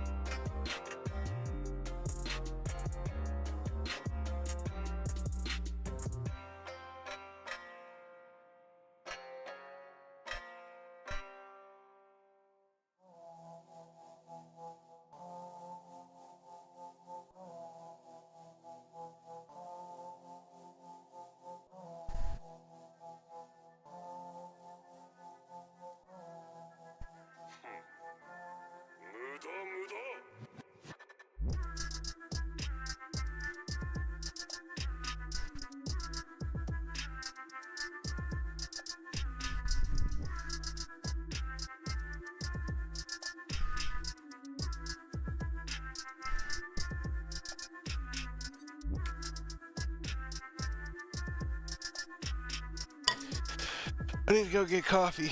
I'll be back.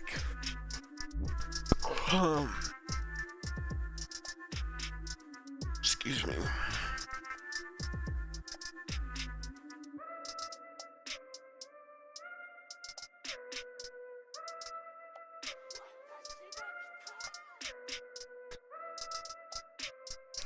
I bet you.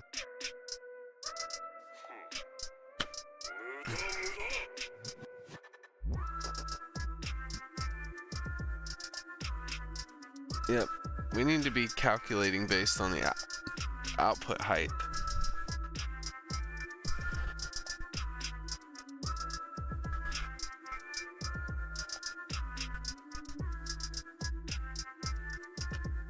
So instead of saying yod here,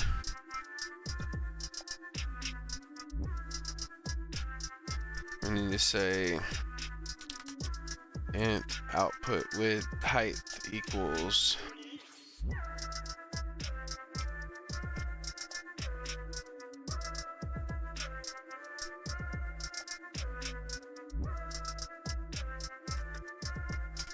int output width equals, and then output height, output width, and that actually gets rid of those problems. And then we calculate output height, output width.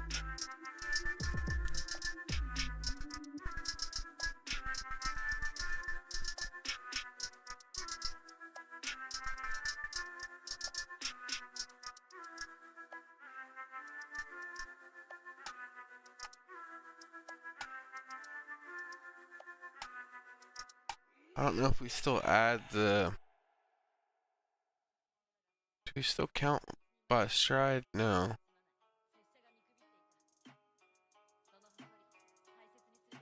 That's where we calculate, that's right. We calculate that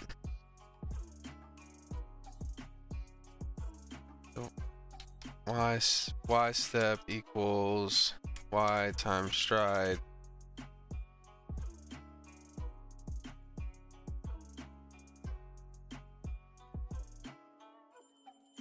I'm sure some of y'all are probably like, yeah, you did plus plus before, or why did you do plus plus before?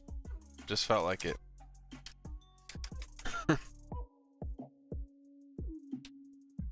Okay, so then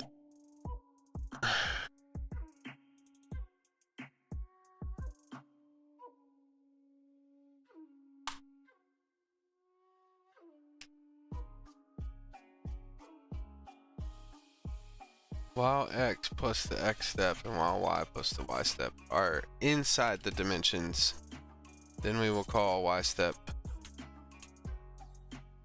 and x step. I think this makes sense. Whole lot of tabbing out here. I almost could get rid of these comments, but or put them in a place that makes sense.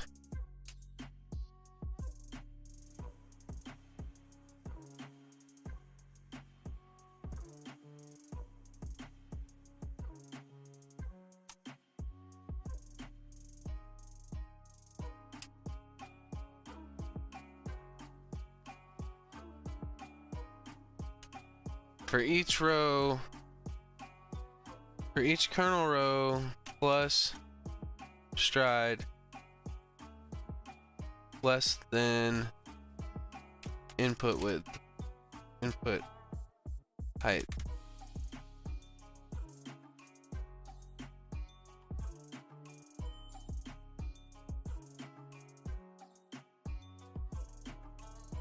For each column plus the step is less than input width. Yeah, we actually want to say step.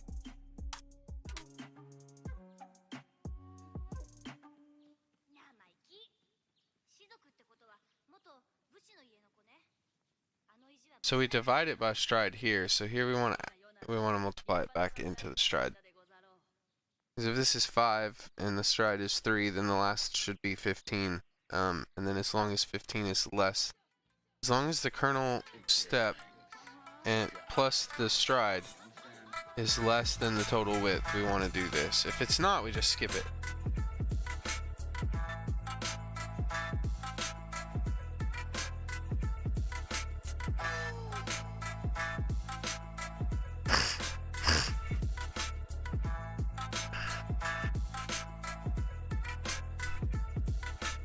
It's a little cleaner, huh? And then we can say here,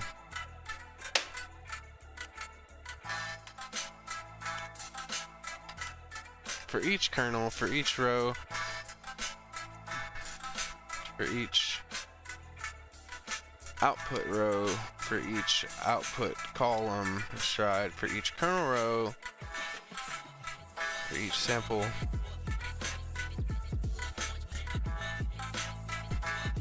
basically dot product.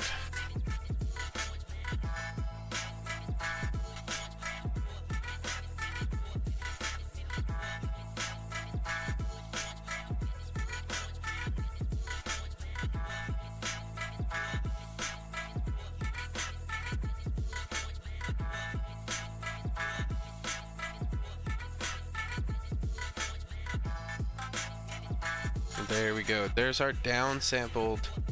It's not necessarily downsampled yet, but theoretically we could take this output,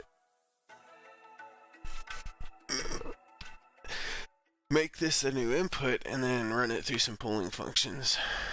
It's kind of cool to see that not all of these values, I mean, I get the color values, but it obviously where there's zeros, but through the gradient function, it actually creates this like interesting dynamic map. So the next step would be to link the output of one layer to the input of the next. We could try this with a bunch of convolutions too, though.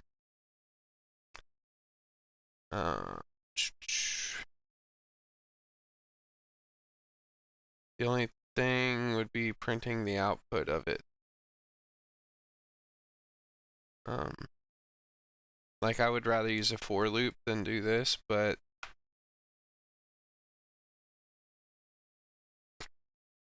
then we'll be losing out on this type of thing. It's cool because we can mix match sizes also.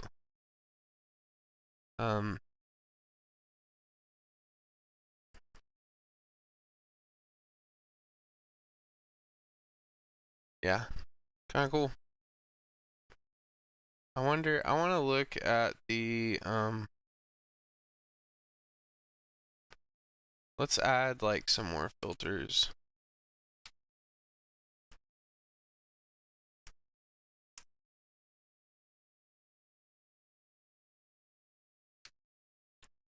And let's make these 5 by 5.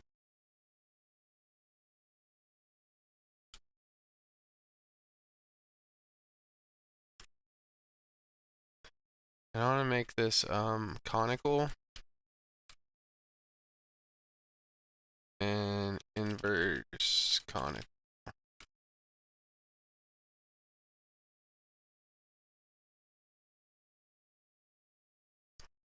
And then we'll add 2 more kernels.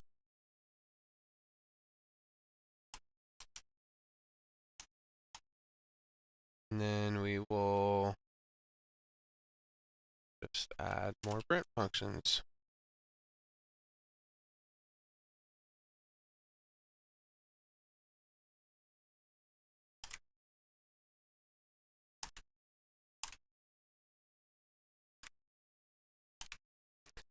There's a print filter function I could call too.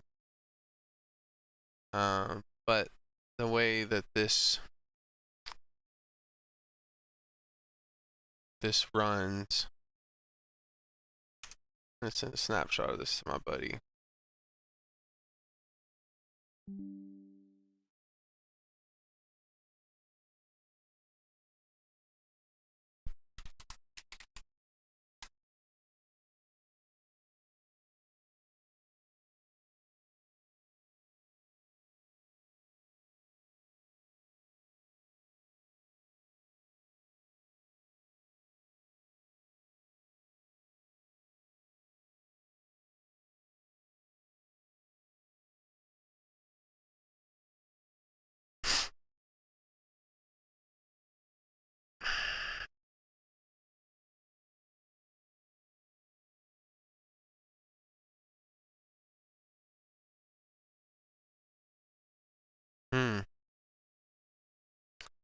Interesting.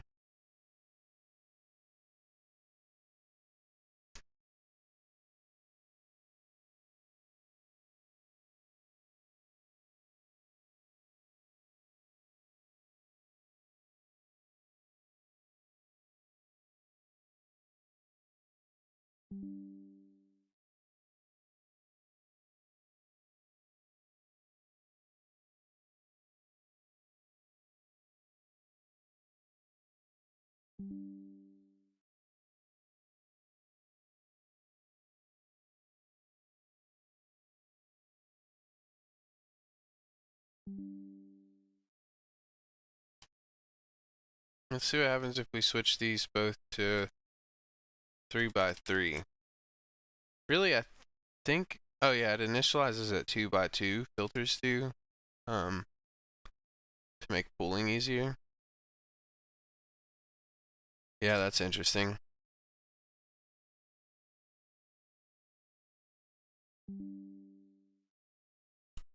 That's super interesting. Because like I opened this, for example, I took a little snapshot of it. That conical filter generates an interesting feature map. If we ran it through ReLU, or even our pooling function, it'd be interesting. It'd be interesting to see what the output is.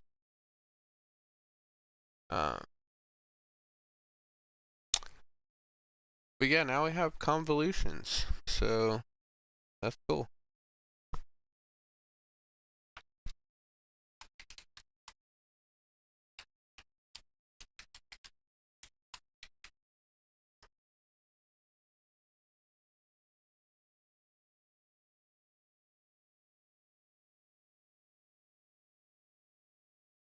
And then theoretically, if I can hook these two things together, we should be able to run these two tests side by side.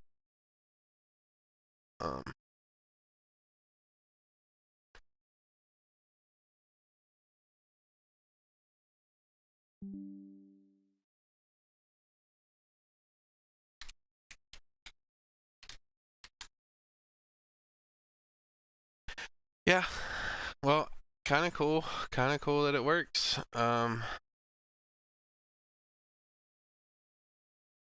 Yep.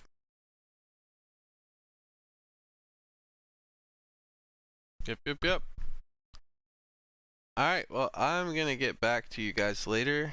At the moment, I'm going to take a break, get some more coffee, and find something else to do for a little while. Appreciate y'all tuning in. If y'all have any questions, hit me up.